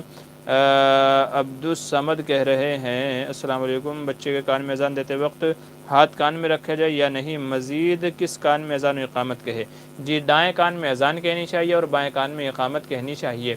اگر آپ ہاتھوں کو کانوں میں ڈال لیں، انگلیاں جو ہے وہ اگر کانوں میں ڈال کر کے اذان دیتے ہیں تو بھی جائز ہے، اور اگر ہاتھ سیدھا بس نیچے چھوڑ کے رکھیں تو اس کی بھی اجازت ہے، تو کوئی ضروری نہیں ہے کہ کانوں میں انگلیاں ڈالیں، نیچے چھوڑ کر کے بھی اگر آپ اذان و اقامت کہیں گے تو بھی اذان و اقامت ہو جائے گی، دائیں میں اذان بائیں میں اقامت۔ محمد خلیل خان کہہ رہے ہیں کوئی علم دین سیکھنے سے روکے تو؟ جی علم دین سیکھنے سے تو نہیں روکنا چاہیے، چونکہ دین کا علم تو اصل ہے، دین کی روح ہے، تو اگر کوئی اسی سے روکے تو وہ ظالم شخص ہے، روکنا نہیں چاہیے، الا یہ کہ کوئی اگر آپ ساتھ میں عذر بھی بیان کریں کس وجہ سے روک رہا ہے تو مزید اس کے بارے میں بتایا جا سکتا ہے، لیکن اگر کوئی شرعی عذر نہیں ہے اور ایسے ہی کوئی کسی کو علم دین روکنے سے، سیکھنے سے روکے تو اس کو ظالم کہا جائے گا، اللہ کا نافرمان کہا جائے گا، تو اس لیے علم دین سیکھنے سے نہیں روکنا چاہیے، بلکہ اس کی تو واہواہی شاباشی کرنا چاہیے اور اس کو سپورٹ کرنا چاہیے تاکہ وہ خود سیکھ کر کے اس کی ذات کو بھی نفع ہو اور اس کی ذات سے ہم کو بھی نفع ہو۔ مدثر خان کہہ رہے ہیں 11 پکنا کیا کریں، 11 پکنا جائز ہے؟ اگر ناجائز ہے تو کیوں؟ 11ویں کا پکانا اگر آپ کہہ رہے ہیں تو وہ تو ناجائز ہے، 11ویں وغیرہ کی جو رسمیں ہیں، چونکہ ان کا قرآن و حدیث سے کوئی ثبوت نہیں ہے، تو بس یہی وجہ کافی ہے کہ چونکہ نہ حضور نے کبھی کیا کسی کی 11ویں منائی اور نہ کبھی صحابہ نے حضور کیا کسی دوسرے کی 11ویں منائی، تو جب حضور سے صحابہ سے ثابت نہیں ہے تو پھر وہ ناجائز ہوگا۔ نبی کریم صلی اللہ علیہ وسلم نے ارشاد فرمایا من احدث فی امرنا ھذا لیس منہ فہو رد، کہ جو ہمارے دین میں ایسی بات پیدا کرے جس کا دین سے کوئی ثبوت نہیں ہے، کوئی تعلق نہیں ہے، تو پھر اس کو رد کر دیا جائے گا۔ اچھا، محمد شعیب کہہ رہے ہیں مفتی صاحب اگر مشدد حرف پر وقف کرنے کا قاعدہ کسی کتاب میں لکھا ہو تو اس کتاب کا نام بتائیں۔ جی ایک اصول التجوید ہے، مولانا جمشید جو دارالعلوم کے اندر ہیں، کہہ لیجیے قرات کے جو شعبہ قرات کے جو استاذ ہیں، اصول التجوید ایک کتاب کا نام ہے، تو اس میں آپ دیکھ لیجیے، اصول التجوید اول حصے میں ہوگا یا تو دوسرے حصے میں ہوگا، تو اس میں آپ کو انشاءاللہ وہاں یہ قاعدہ مل جائے گا۔ محمد خلیل خان کہہ رہے ہیں سفید بال کو نوچنا حدیث کی روشنی میں، جس سفید بالوں کو نوچنا نہیں چاہیے چونکہ یہ بزرگیت کی علامت ہے اور یہ نورانی ہونے کی علامت ہے، تو سفید بالوں کو نوچنا مناسب نہیں ہے، کیونکہ سفید بالوں کا آدمی نوچ رہا ہے تو مطلب یہ ہے جوان دکھنا چاہ رہا ہے اور اللہ کی جو تخلیق ہے اس میں رد و بدل کرنا چاہ رہا ہے، تو اس لیے سفید بالوں کو نوچنا نہیں چاہیے، یہ منع ہے۔ عبد الرحمن السلام علیکم، جی وعلیکم السلام۔ محمد زیب کہہ رہے ہیں حضرت سفر میں نماز کی نیت بدل جاتی نہیں؟ بھئی سفر میں آدمی نیت یہ کرے گا جب 2 رکعت پڑھ رہا ہے یا 3 رکعت پڑھ رہا ہے، جو بھی قصر نماز ہے تو نماز پڑھتے ہوئے نیت کرے گا آدمی 2 رکعت نماز قصر ظہر، اس طریقے سے واسطے اللہ تعالیٰ کے، باقی پھر جو نیت ہم کرتے ہیں دل میں تو وہی نیت رہے گی، تو قصر ساتھ میں لگا لیجئے یا سفر لگا لیجئے کہ سفر میں ہوں تو، بقیہ اور تو کوئی ایسی نیت نہیں ہے۔ ایم ڈی صداقت کہہ رہے ہیں مفتی صاحب غیر مسلم کے یہاں فاتحہ خوانی کا پیسہ جائز ہے کہ نہیں؟ غیر مسلم کے یہاں فاتحہ ہوتی ہی نہیں ہے، چونکہ وہ تو ہمارے دین کا مذہب کا قائل ہی نہیں ہے، تو وہ تو اس کو صحیح نہیں سمجھتا، تو اس لیے غیر مسلموں کو یہاں اس طرح کے کام کرنے سے بچنا چاہیے کہ وہاں جا کے آپ فاتحہ خوانی کریں پھر پیسے لے، تو غیر مسلموں کے یہاں نہیں، بلکہ مسلمان کے یہاں بھی یہ چیز تو جائز نہیں ہے، کیونکہ یہاں جو پڑھنا پڑھانا ہوتا ہے تو وہ اصحال ثواب کے لیے نہیں ہوتا، ثواب کے لیے نہیں ہوتا، بلکہ وہ پیسے کے لیے ہوتا ہے، اس لیے علماء نے فاتحہ خوانی سے منع کیا ہے، تو مسلمانوں کے یہاں اس کی اجازت نہیں ہے، غیر مسلموں تو بہت دور کی بات ہے۔ جی السلام علیکم فیروز رضا صغیر، اچھا جی بزم بیان ماشاءاللہ، جی شکریہ جزاک اللہ بھائی۔ اچھا فیروز رضا کہ حضرت آپ کی فراغت کہاں سے ہے؟ جی میری فراغت مظاہر العلوم اور دارالعلوم دونوں جگہ سے ہے، الحمدللہ ثم الحمدللہ۔ اچھا بزم بیان السلام علیکم ورحمۃ اللہ مفتی صاحب، شعبان کے روزے کے بارے میں آپ کی کیا رائے ہے؟ 15 شعبان کے بارے میں جی رکھ لیں تو ثواب ہے، نہ رکھیں تو کوئی گناہ نہیں، حضور صلی اللہ علیہ وسلم کا معمول تھا پورے شعبان میں اکثر روزہ رکھا کرتے تھے، پورے شعبان میں اکثر روزہ رکھا کرتے تھے، تو اس لیے اگر 15 شعبان کو رکھ لیا جائے تو کوئی مذائقہ نہیں ہے۔ غالباً حضرت علی رضی اللہ عنہ سے مروی ہے کہ 15 شعبان کو رات میں عبادت کی جائے اور اگلے دن روزہ رکھا جائے، تو اس سلسلے میں جو احادیث ہیں وہ حسن یا حسن لغیرہ ہی کے درجے میں ہیں، تو اس لیے رات میں عبادت اور اگر اگلے دن روزہ رکھ لیا جائے تو اللہ کی ذات سے امید ہے کہ باعث ثواب ہوگا، تو رکھنے کی اجازت ہے۔ محمد خلیل خان پوچھ رہے ہیں آپ مجھے گروپ میں ایڈ کر لیجیے گا، جی آپ واٹس ایپ پہ رابطہ کیجیے گا، انشاءاللہ میں آپ کو ایڈ کر لوں گا۔ معاذ عالم السلام علیکم، جی وعلیکم السلام۔ اے ڈی پی اسلامی کہہ رہے ہیں مسجد میں سلام کرنا کیسا ہے؟ مسجد میں سلام کرنے کی تو اجازت ہے، لیکن جو بندہ تلاوت میں یا نماز میں مشغول ہو اس کو سلام نہیں کرنا چاہیے، باقی کوئی مسجد میں ہو، گھر میں ہو، کہیں بھی ہو، راستے پہ ہو تو سلام تو کہیں بھی کیا جا سکتا ہے، تو مسجد میں بھی سلام کرنے کی اجازت ہے، بس یہ ہے کہ سامنے والا بندہ فارغ ہو سلام کے لیے۔ اچھا اشرف راوی کہہ رہے ہیں مفتی صاحب انشورنس کے بارے میں آپ کی کیا رائے ہے؟ جی دیکھیے انشورنس کی کئی ساری قسمیں ہیں، نمبر 1 میڈیکل انشورنس ہے، ہیلتھ انشورنس ہے، گاڑیوں کا انشورنس ہے، دکانوں کا انشورنس ہے، مکانوں کا انشورنس ہے، تو ان کی بوقت ضرورت علماء نے اجازت دی ہے۔ ہاں جان کا جو انشورنس ہے لائف انشورنس اس کی کسی حال میں بھی اجازت نہیں ہے، باقی گاڑی کے انشورنس کی اجازت ہے، ہیلتھ کے انشورنس کی اجازت ہے، میڈیکل کے انشورنس کی اجازت ہے، اور ایسے ہی اور جو دوسری چیزیں ہیں تو ان کے انشورنس کی اجازت ہے، لیکن جان کے انشورنس کی اجازت نہیں ہے۔ امید ہے بات آپ کی سمجھ میں آ گئی ہوگی۔ ایم ڈی ارشد عالم کے حضرت کیا کہہ رہے ہیں؟ اچھی کتاب کا نام بتا دیجیے حضرت، کیا مضمون سب کیا کہہ رہے ہیں؟ مضمون صابع حضرت، مضمون صابع کیا ہوتا ہے بھائی؟ اچھی کتاب کا نام کس تعلق سے چاہیے؟ آپ مضمون نگاری کہہ رہے ہیں، کس تعلق سے کہہ رہے ہیں، تھوڑی وضاحت کر دیجیے۔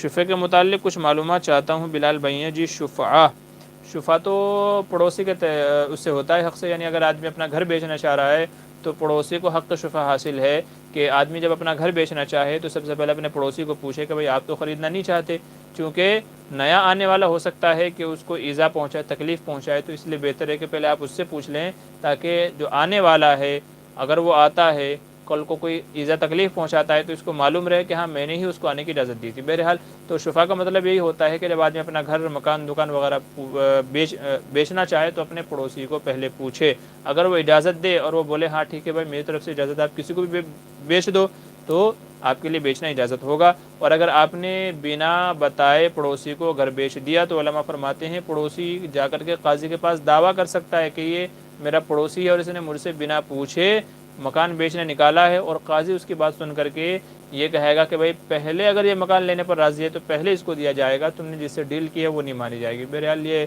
شفع کے الگ مسائل ہیں، ہدایہ میں غالباً 4 جلد کے اندر ہدایہ میں یہ مسئلے بڑے تفصیل سے ہیں، شفع اسی کو کہا جاتا ہے۔ اچھا، دا رویل گاڑا، اچھا جی، السلام علیکم مفتی صاحب، کیسے ہیں آپ؟ کا کیا ڈریم 11 جیسے فینٹسٹک؟ جی نہیں، ڈریم 11 ہو، فینٹسٹک وغیرہ ایپ ہوں تو ان سے پیسہ کمانا جائز نہیں ہے، پیسہ لگانا بھی جائز نہیں ہے، چونکہ یہ جوئے اور سٹے کی ہی ایک شکل ہے، نیز اس میں پیسہ بھی ضائع ہوتا ہے، وقت بھی برباد ہوتا ہے، اور آدمی کی جو مینٹلٹی ہے وہ بھی مار دھاڑ والی، لڑائی جھگڑے والی ہو جاتی ہے، تو اس لیے ان چیزوں میں کھیلنے سے، پیسہ لگانے سے، پیسہ کمانے سے بچنا چاہیے، اللہ سے حلال مانگے، حلال میں برکت ہے اور حلال ہی کے اندر کامیابی ہے، تو اس طرح کے سستے طریقے سے پیسے کمانے کے چکر میں نہ پڑے، ان کے نقصانات بہت زیادہ ہیں، آج نہیں تو کل انشاءاللہ آپ کو سمجھ میں آ جائے گا۔ اچھا، مدثر خان کہہ رہے ہیں حضرت علی کا مرتبہ بڑا ہے یا ابو بکر کا؟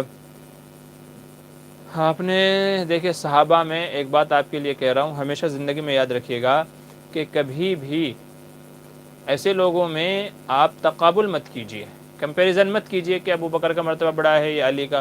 حضرت علی کا اپنا مقام ہے، ان کے بھی فضائل ہیں، حضرت ابو بکر کا اپنا مقام ہے، ان کے بھی فضائل ہیں۔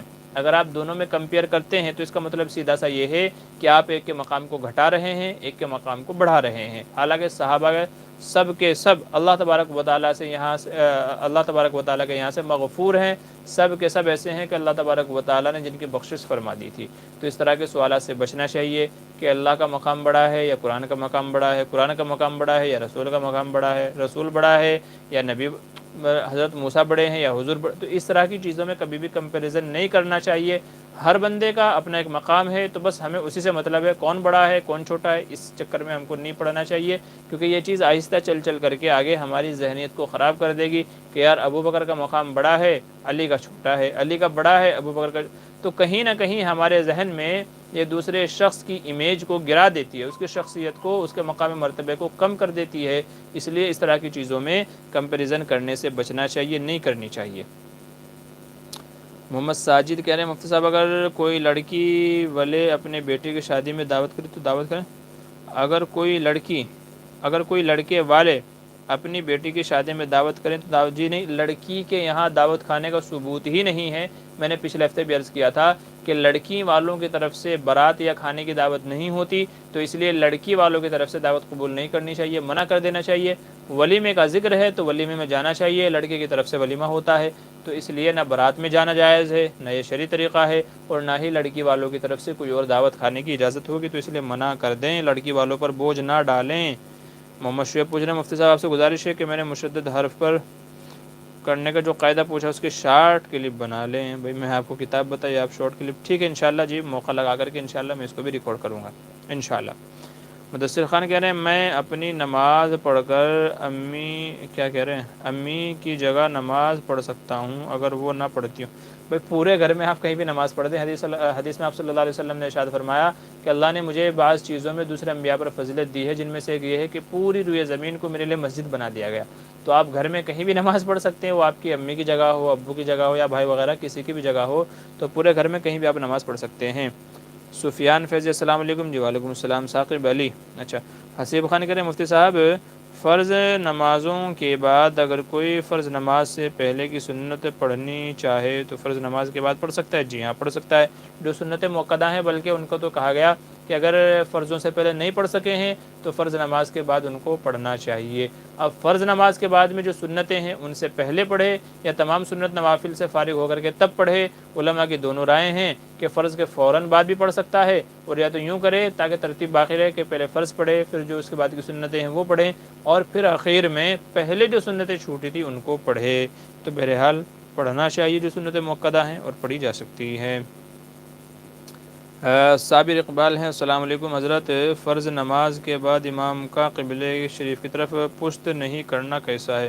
اس کا قرآن اور صحیح حدیث سے کوئی نص ملتی ہے؟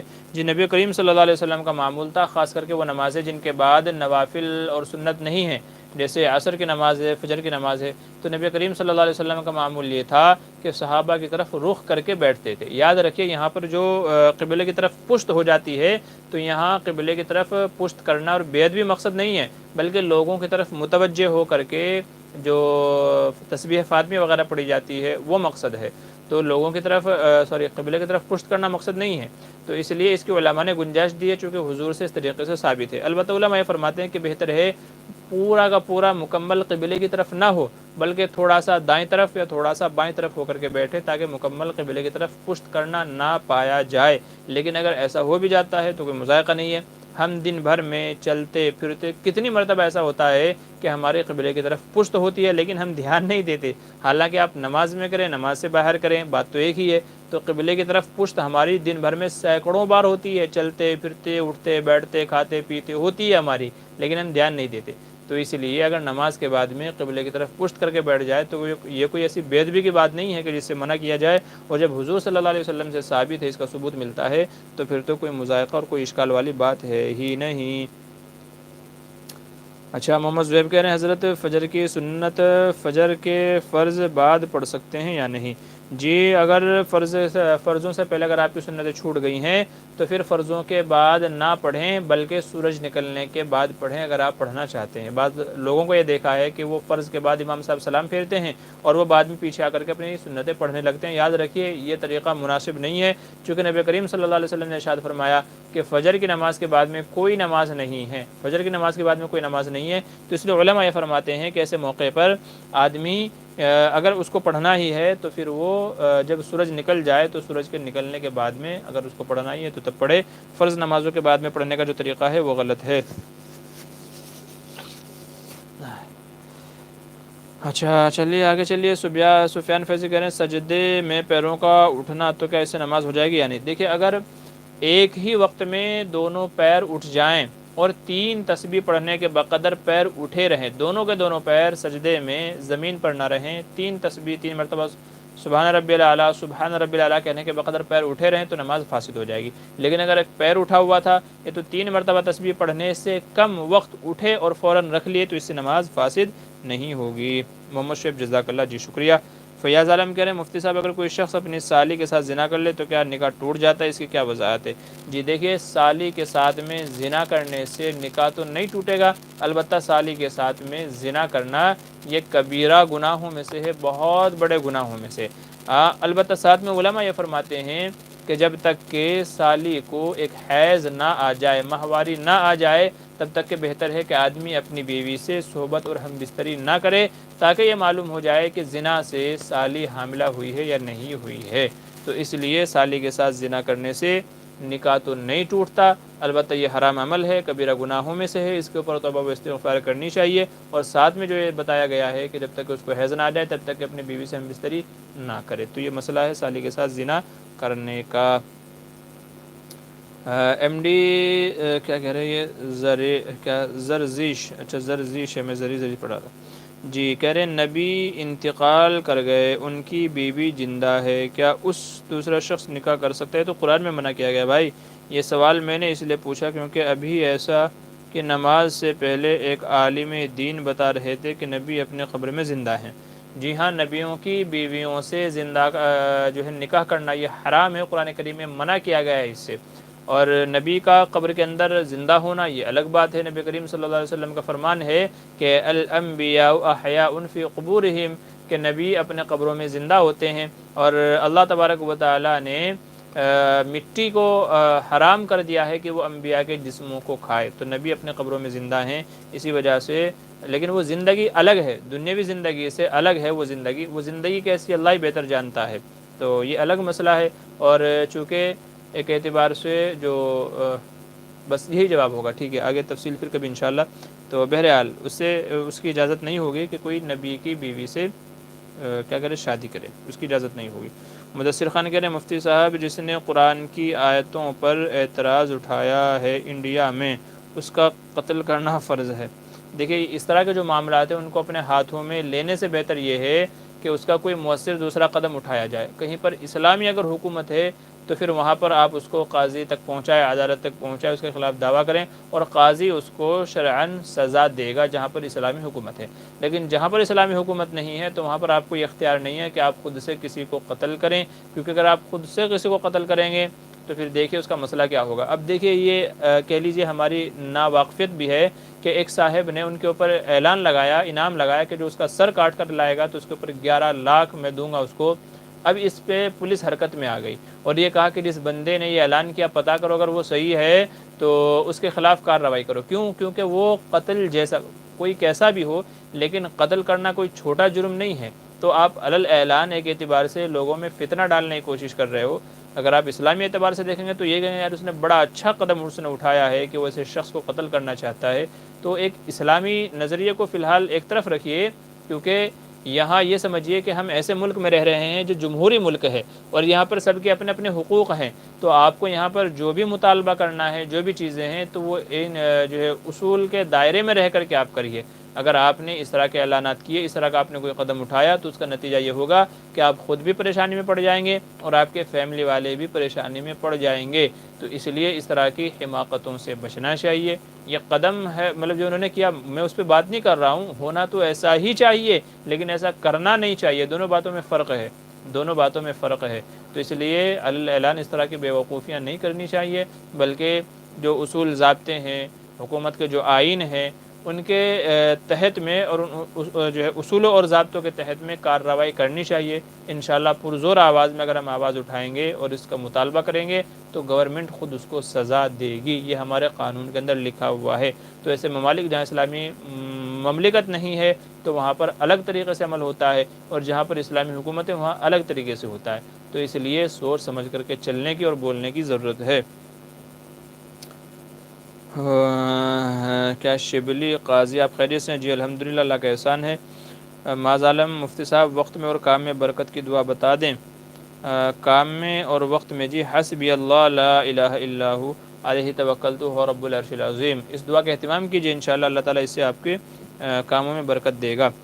اشرف راوی کہہ رہے ہیں مفتی صاحب مولانا نکاح کروانے کے 5,000 سے کم نہیں لیتے، اس کے بارے میں بتائیے۔ جی بھائی ان کی مرضی ہے، وہ جتنے چاہے لیں، تو میں بھی 5,000 سے کم نہیں لیتا بھائی، میں تو بلکہ بعض دفعہ 10,000 بھی لیتا ہوں نکاح پڑھانے کے۔ تو سچویشن الگ الگ ہے۔ بہرحال مولانا مسئلہ یہی ہو گیا ہے کہ ہم لوگ شادیوں میں لاکھوں روپے خرچ کرتے ہیں، لیکن مولانا صاحب کے جن کے ذریعے سے یہ نکاح وجود میں آیا، جس نے نکاح پڑھایا، میاں بیوی جو حرام تھے ان کو حلال بندھن میں باندھا، ان کو 5,000 دیتے ہوئے بھی ہم کو زور پڑتا ہے، اعتراض ہوتا ہے، پھانسی چڑھتی ہے۔ تو اس لیے میرا طرز تو یہی ہے بھائی کہ جو مجھ سے نکاح پڑھواتا ہے میں 5,000 سے کم نہیں لیتا۔ آپ نے مہر باندھا 25,000 30,000، شادی بیاہ میں جہیز لیا لاکھوں روپے کا، شادی بیاہ میں آپ نے کھانا خرچہ کیا لاکھوں روپے کا، اور مفتی صاحب کو مولانا صاحب کو 5,000 دیتے ہوئے زور پڑ رہا ہے، تو میں تو اس کے قطعاً مخالف ہوں۔ ہاں اگر آپ نے سادہ طریقے سے نکاح کیا ہے، کوئی خرچہ آپ کا نہیں ہوا ہے، تو انشاءاللہ نکاح پڑھانے والے ہم بھی نہیں لیں گے آپ سے، پھر ہم بھی آپ سے کچھ نہیں لیں گے۔ لیکن جہاں لاکھوں کا صرف کھانا کھانا آپ نے کیا ہوا ہے، تو 5-10 ہزار تو ہمارا بنتا ہی بنتا ہے بھائی، کیونکہ ہم ہی وہ لوگ ہیں جو نکاح کے بندھن میں باندھ رہے ہیں، ٹھیک ہے۔ تو اس لیے اس چیز کی تو بلکہ آپ کو شاباشی دینی چاہیے، یہ ایک ذریعہ ہے، یہ ایک طریقہ ہے۔ تو اس لیے اگر آپ یہ چاہتے ہیں کہ شادی سادے طریقے سے ہو جائے تو اس کے لیے بھی بہت کارگر ہوگا، مؤثر ہوگا۔ آپ سادہ طریقے سے شادی کریں، ہم انشاءاللہ کچھ نہیں لیں گے، لیکن اگر آپ شادیوں میں لاکھوں روپے خرچہ کرو گے، آپ کا جو قیمتی سوٹ ہے وہ 25,000 میں بنا ہے، دلہن نے جو جوڑا پہنا ہوا ہے وہ 30,000 میں پہنا ہے، تو کیا مولانا صاحب 5,000 بھی نہیں لیں گے نکاح پڑھانے کے؟ حالانکہ وہی تو ذریعہ بنے ہیں میاں بیوی بنانے کے۔ تو اس لیے لوگوں کی سوچ بدلنے کی ضرورت ہے۔ بہرحال میرا اپنا طرز تو یہی ہے کہ میں بعض دفعہ دیکھتا ہوں کہ شادی کا کیسا ہے، کتنا خرچہ ہوا ہے، اس کے اعتبار سے پھر میں بتاتا ہوں۔ وہاں اتنا خرچہ کیا ہے تو بھائی میں بھی اتنا لوں گا، نکاح پڑھانا ہے تو پڑھواؤ، نہیں تو کسی اور کو ڈھونڈ لو۔ تو بہرحال مولانا صاحب 5,000 لیں، 10,000 لیں، 15,000 لیں، تو ان کی مرضی ہے، آپ کو پڑھوانا ہے ان سے تو پڑھوائیں، نہیں پڑھوانا ہے تو کوئی اور سستا مولوی صاحب ڈھونڈ لیں۔ تو وَلِلنَّاسِ فِي مَا يَعْشِقُونَ لَهُ مَذَاهِبُ، لوگوں کے اپنے اپنے مزاج ہیں، جس کا جس سے جمتا ہو اپنا کر لیا کریں۔ اچھا ہمارے پروگرام کو ہو گیا ہے 1 گھنٹہ 8 منٹ، ٹھیک ہے، تو میں 8 منٹ اور دے رہا ہوں، انشاءاللہ 8 منٹ کے بعد میں سوالوں کے جواب دینا بند کر دوں گا۔ تو اس لیے آپ حضرات سے گزارش ہے، یہ آخری سوال جو میں دیکھ رہا ہوں اپنی اسکرین پہ بلال خان کا ہے، عالم برزخ کے تعلق سے، تو آپ حضرات سے گزارش ہے کہ بس اس کے بعد کوئی سوال نہ کریں، اس کے بعد کوئی سوال نہ کریں، میں انہی سوالات کے جوابات دے دیتا ہوں، ٹھیک ہے۔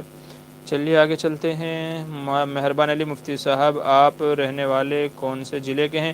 جی میرا تعلق تو ضلع سہارنپور سے ہے، ضلع سہارنپور یو پی سے ہے، ابھی فی الحال میں ممبئی کے اندر رہتا ہوں۔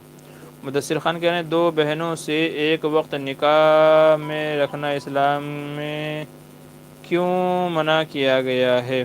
جی 2 بہنوں سے منع کیا گیا، کیوں منع کیا گیا ہے یہ تو آپ اللہ تعالیٰ سے پوچھیں۔ بہرحال اللہ تعالیٰ کا حکم ہے وَأَن تَجْمَعُوا بَيْنَ الْأُخْتَيْنِ کہ 2 بہنوں کو ایک وقت میں ایک نکاح میں رکھنا اللہ تبارک و تعالیٰ کی طرف سے منع ہے۔ تو بس ایک مسلمان کا عقیدہ یہ ہے کہ جس چیز سے اللہ نے منع کر دیا ہے تو ہم کو رک جانا ہے۔ اب اس کی وجہ اگر آپ ہر چیز کی وجہ ڈھونڈنے جائیں گے تو پھر آپ پریشان ہو جائیں گے اور بہت سارے اعمال سے آپ متنفر یا منکر ہو جائیں گے۔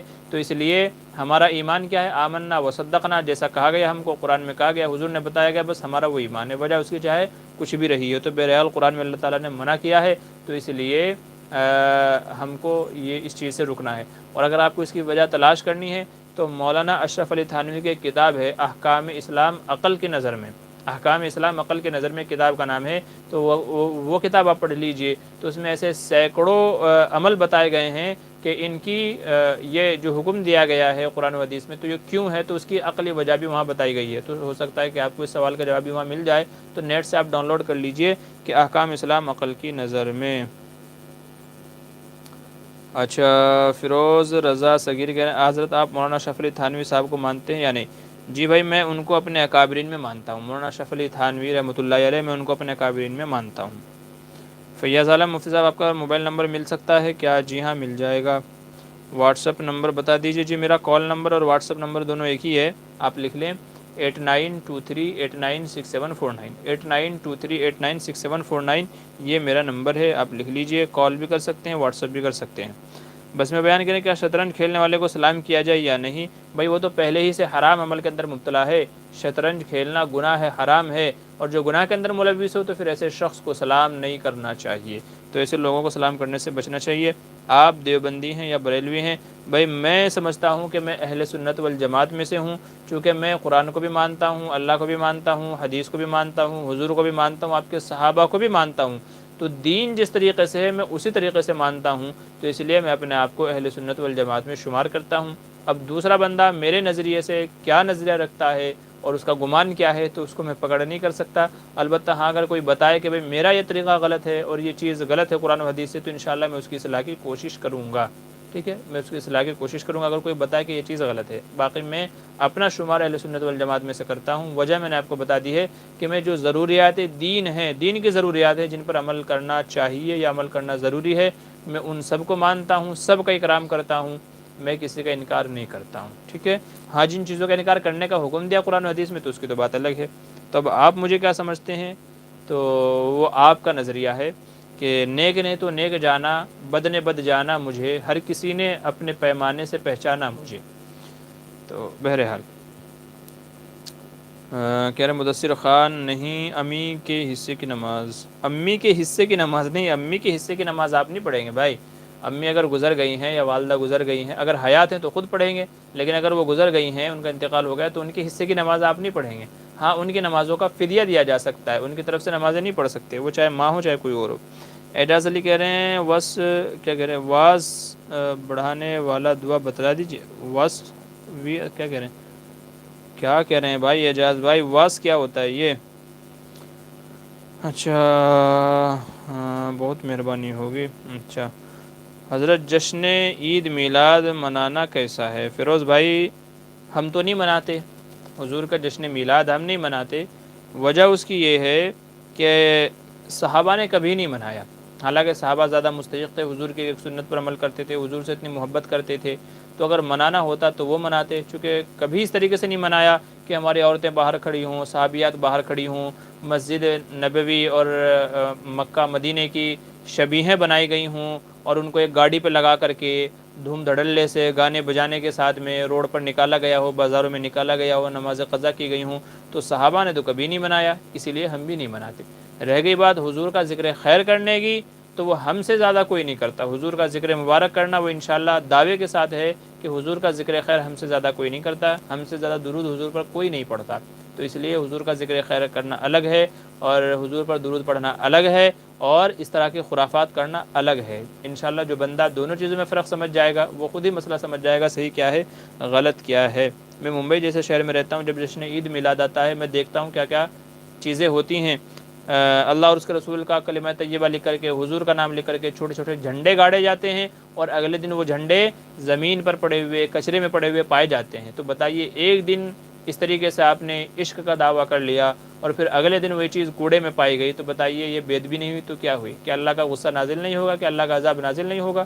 اور یہ محبت کا کون سا طریقہ ہے کہ راستوں کو بلاک کر کے، ڈی جے بجا کر کے، اور اپنی عورتوں کو باہر سڑکوں پر کھڑا کر کے، اس کو دیکھنے عورتیں آتی ہیں ہماری ہی عورتیں آتی ہیں اس کو دیکھنے، جس سے بے ادبی بے پردگی ہوتی ہے، عورتوں مردوں کا آپس میں اختلاط ہوتا ہے اور بہت سارے گناہ ہوتے ہیں۔ میں اگر بتانے جاؤں گا آپ شرم سے پانی پانی ہو جائیں گے، بس نہیں عرض کر رہا ہوں۔ تو اس لیے میں نے عرض کیا کہ یہ جشن میلاد تو ہم نہیں مناتے بھائی، چونکہ نہ اس کا صحابہ سے ثبوت ہے، نہ اس کے اندر خیر ہے، یہ یہ سراسر شر اور فتنہ ہے، اور تمام گناہ جو بھی میں نے آپ کو شمار کرائے، آپ انصاف سے بتائیے کہ یہ سب گناہ ہوتے ہیں کہ نہیں ہوتے ہیں۔ تو اس لیے ہم اس طریقے کا جشن میلاد نہیں مناتے، ہاں حضور کا ذکر خیر کرتے ہیں۔ اچھا، حضرت محمد صلی اللہ علیہ وسلم کی سیرت سے متعلق کوئی اچھی کتاب بتائیے۔ جی الرحیق المختوم بھی ہے اور سیرت المصطفیٰ بھی ہے، اور یہ دو کتابیں بہت بہتر ہیں، الرحیق المختوم بھی ہے، سیرت المصطفیٰ بھی ہے، اور خاتم الانبیاء یہ بھی کتاب ہے، آپ نیٹ سے ڈاؤن لوڈ کر سکتے ہیں۔ محمد خلیل خان کہہ رہے ہیں منت کا روزہ رکھنا، جی رکھ سکتے ہیں، آپ رکھ لیجئے، کس نے منع کیا ہے؟ محمد خلیل خان کہہ رہے ہیں عصر اور فجر کی نماز کے بعد نفل نماز پڑھنا، جی جائز نہیں ہے، منع کیا گیا ہے۔ اور محمد خلیل خان کہہ رہے ہیں تصویر والے کپڑوں میں نماز پڑھنا کیسا؟ جی مکروہ ہوگی، نماز تو ہو جائے گی لیکن کراہت کے ساتھ میں، تو اس لیے ایسے کپڑے نہیں پہننا چاہیے۔ زبیر عالم کہہ رہے ہیں مفتی صاحب کیا انسان دنیا سے جانے کے بعد اپنے رشتہ داروں سے بات چیت جی نہیں، بالکل نہیں، دنیا سے جانے کے بعد میں کیسے بات چیت کرے گا؟ وہ تو جو جسم ہے وہ قبر کے اندر پڑا ہوا ہے، اور جو روح ہے وہ عالم برزخ میں ہے، تو وہ کیسے بات چیت کرے گا؟ اگر بعض ڈھونگی بابا اس طرح کی آپ سے کہتے ہیں کہ میں بات کراؤں گا، تو وہ غلط کہتے ہیں، سب پیٹ پجاری ہے۔ باقی انسان مرنے کے بعد بات چیت نہیں کرتا، ہاں خواب میں آ جائے، خواب میں کوئی بات بولے تو ایک الگ مسئلہ ہے، خواب کا تو بات الگ ہے، لیکن ایسے کوئی بات چیت نہیں ہوتی، کوئی بات چیت نہیں کرتا۔ خلیل خان پھر سے کہہ رہے ہیں تصویر والے روم میں نماز پڑھنا کیسا ہے؟ جی جائز ہے۔ محمد خلیل خان کہہ رہے ہیں کن چیزوں سے نکاح ٹوٹ جاتا ہے؟ تیری کی جی طلاق کہنے سے نکاح ٹوٹ جاتا ہے، طلاق کے الفاظ بولے ہوئے آدمی، چاہے اشارتاً ہو چاہے کنایتاً ہو، یا تو کوئی کفریہ شرکیہ عمل کرنے سے، یا کفریہ شرکیہ کلمہ اور بات کہنے سے، ان چیزوں سے نکاح ٹوٹ جاتا ہے۔ اور زہیب کہہ رہے ہیں حضرت نہاتے وقت کیا قبلہ کر سکتے ہیں؟ جی قبلے کی طرف اگر آدمی کا رخ ہو جائے نہاتے ہوئے تو کوئی مذائقہ نہیں ہے، کوئی حرج نہیں ہے۔ الطاف حسین کہہ رہے ہیں طلوع آفتاب سے چند منٹ پہلے مسجد میں داخل ہوا، اب اگر سنت پڑھے تو فرض رہ جائے گی، اور اگر فرض پڑھے تو سنت، اس صورت میں سنت پڑھے یا فرض؟ جی فرض پڑھ لے، تاکہ فرض اپنے وقت کے اندر ادا ہو جائے، تاکہ فرض کامل وقت میں ادا ہو جائے، تو اس لیے فرض پڑھ لینی چاہیے۔ فواز علی کہہ رہے ہیں حضرت شیطان کا کون سا عمل تھا جسے وہ کافر ہو گیا؟ اللہ نے ہمیں بھی نماز کا حکم دیا ہے، مطلب اللہ نے ہمیں بھی سجدے کا حکم دیا ہے، اور ہم معلوم کتنے نماز اور سجدے چھوڑ دیتے ہیں۔ دیکھیں شیطان نے اللہ کا حکم ماننے سے انکار کیا تھا، اس لیے وہ کافر قرار دیا گیا۔ سجدہ اللہ کا حکم تھا، تو یہاں اصل میں اس نے اللہ کا حکم ماننے سے انکار کیا، اور چونکہ وہ حکم جو تھا اس وقت کا وجوبی حکم تھا، چونکہ کفر اور اسلام کا مدار ہی اسی پر تھا، اس لیے نبی کریم صلی اللہ علیہ وسلم نے بعض حدیث میں فرمایا کہ من ترک الصلاۃ متعمدا فقد کفر، کے جو جان بوجھ کر کے نماز چھوڑ دے تو گویا اس نے بھی کافروں والا عمل کیا۔ بلکہ بعض علماء کا یہ مسلک نقل کیا گیا ہے، جیسا کہ شیخ نے فضائل اعمال میں لکھا ہے کہ جو جان بوجھ کر کے نماز چھوڑ دے تو وہ حقیقت میں کافر ہو جاتا ہے۔ بعض علماء کا یہ مسلک ہے، لیکن دوسرے بعض علماء فرماتے ہیں کہ کافر تو نہیں ہوتا، البتہ یہ ہے کہ وہ عمل کے اعتبار سے اس نے کافروں والا عمل کیا ہے۔ جیسے کافر نماز نہیں پڑھتے تو اس نے بھی نماز نہیں پڑھی، تو وہ عمل میں ان سے مشابہ ہو گیا، لیکن کافر نہیں ہوگا جب تک کہ انکار نہ کر دے۔ تو کوئی بندہ کہے میں نماز نہیں مانتا تو کافر ہو جائے گا، کوئی بندہ بولے میں نماز نہیں پڑھتا تو الگ بات ہے، نماز نہیں پڑھتا تو گنہگار ہے، لیکن نماز ہی کا انکار کر دے تو کافر ہو جائے گا۔ تو شیطان نے بھی یہی کیا تھا، ہم لوگ نماز نہیں پڑھتے، ہمارا گناہ یہ ہے، ہم اس کا انکار نہیں کرتے، نہیں پڑھتے، اور شیطان نے جو تھا وہ اللہ کے حکم کا انکار کیا تھا کہ آپ مجھے سجدے کا حکم دے رہے ہیں میں نہیں کروں گا، تو اس نے سجدے کا انکار کیا، اس لیے وہ کافر اور راندہ درگاہ قرار دیا گیا۔ اچھا جی، میں نے عرض کیا تھا کہ بھئی اور سوال نہ کریں۔ الرحیق المختوم کے مصنف کا نام کیا ہے؟ جی الرحیق المختوم کے مصنف کا نام جی ذہن سے نکل گیا، ایک غیر مقلد عالم ہے، غیر مقلد عالم ہے، ذہن سے نکل گیا نام کیا ہے۔ اچھا فیروز رضا کہہ رہے ہیں آپ اعلیٰ حضرت فاضل بریلوی کو مانتے ہیں یعنی؟ جی بھائی میں انسان بھی ان کو مانتا ہوں، اور وہ مولانا تھے یا ایک اچھے عالم تھے یہ بھی میں مانتا ہوں۔ اب اس کے علاوہ آپ کیا منوانا چاہتے ہیں وہ مزید بتا دیجئے، ٹھیک ہے۔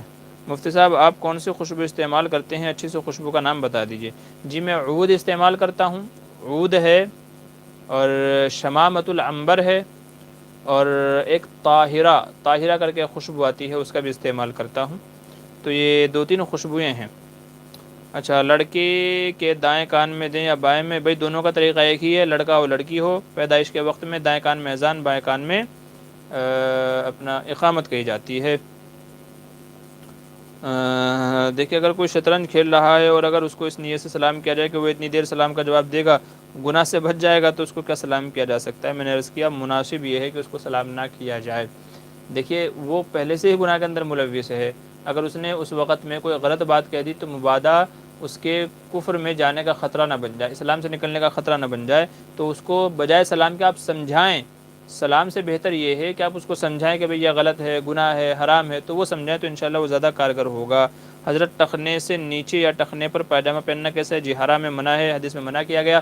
تو ما اسفل من الکعبین ففی النار، تو ٹخنوں سے اوپر ہونا چاہیے، ٹخنوں پر یا ٹخنوں سے نیچے نہیں ہونا چاہیے۔ حضرت مفتی صاحب السلام علیکم ورحمۃ اللہ وبرکاتہ، آپ کا واٹس اپ نمبر جی میں نے ابھی بتایا تھا، وہاں سے آپ لے لیجئے۔ میں خلیل خان کہہ رہے ہیں، میں کیا کہہ رہے ہیں، شاہ آباد ضلع ہردوئی سے، یو پی سے۔ اچھا جی بہت اچھی بات ہے، شکریہ۔ السلام علیکم مفتی صاحب، میں حفظ قرآن کا طالب علم ہوں، اپنی دستار بندی میں آپ کو بلاؤں گا تو آپ آئیں گے؟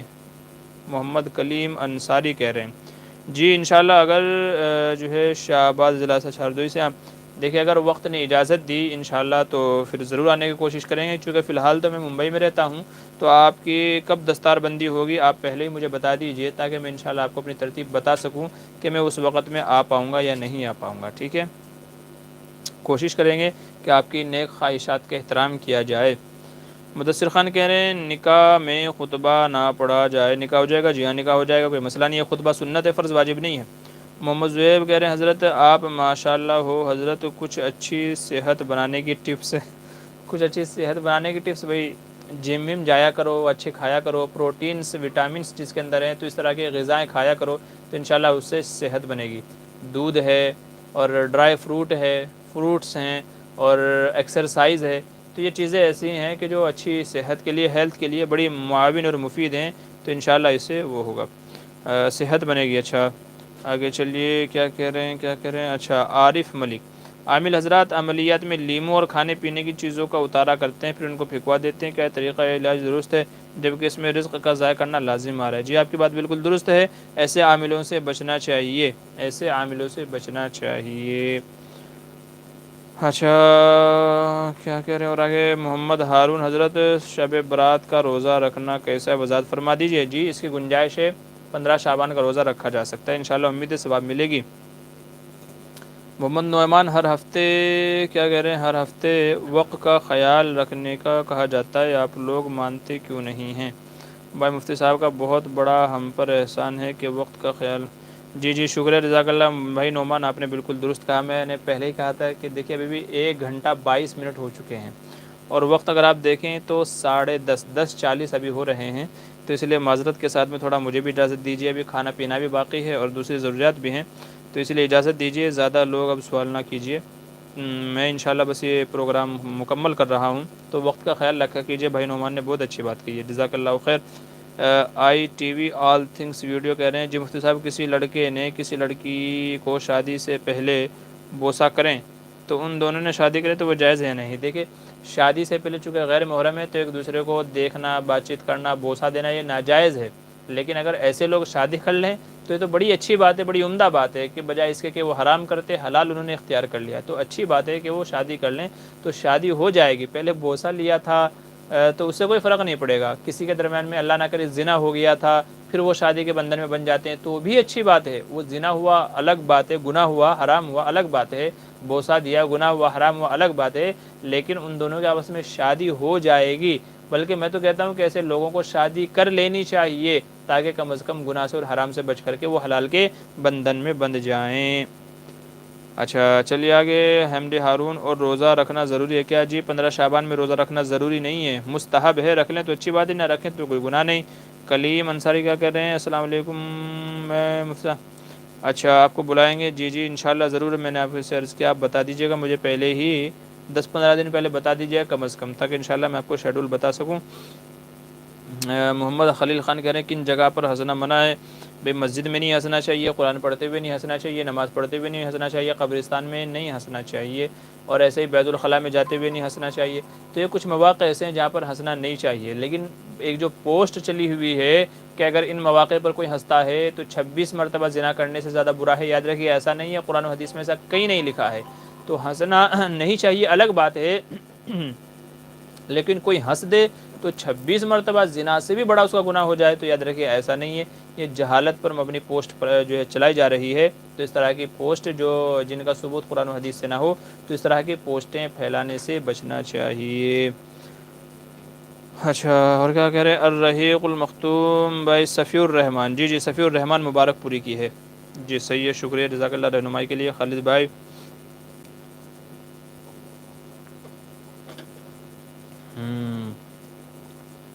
احمد ملپارا, السلام علیکم حضرت, آپ کی طبیعت کیسی ہے؟ جی وعلیکم السلام, اللہ کا احسان ہے, کرم ہے, طبیعت تو اچھی ہے ماشاء اللہ.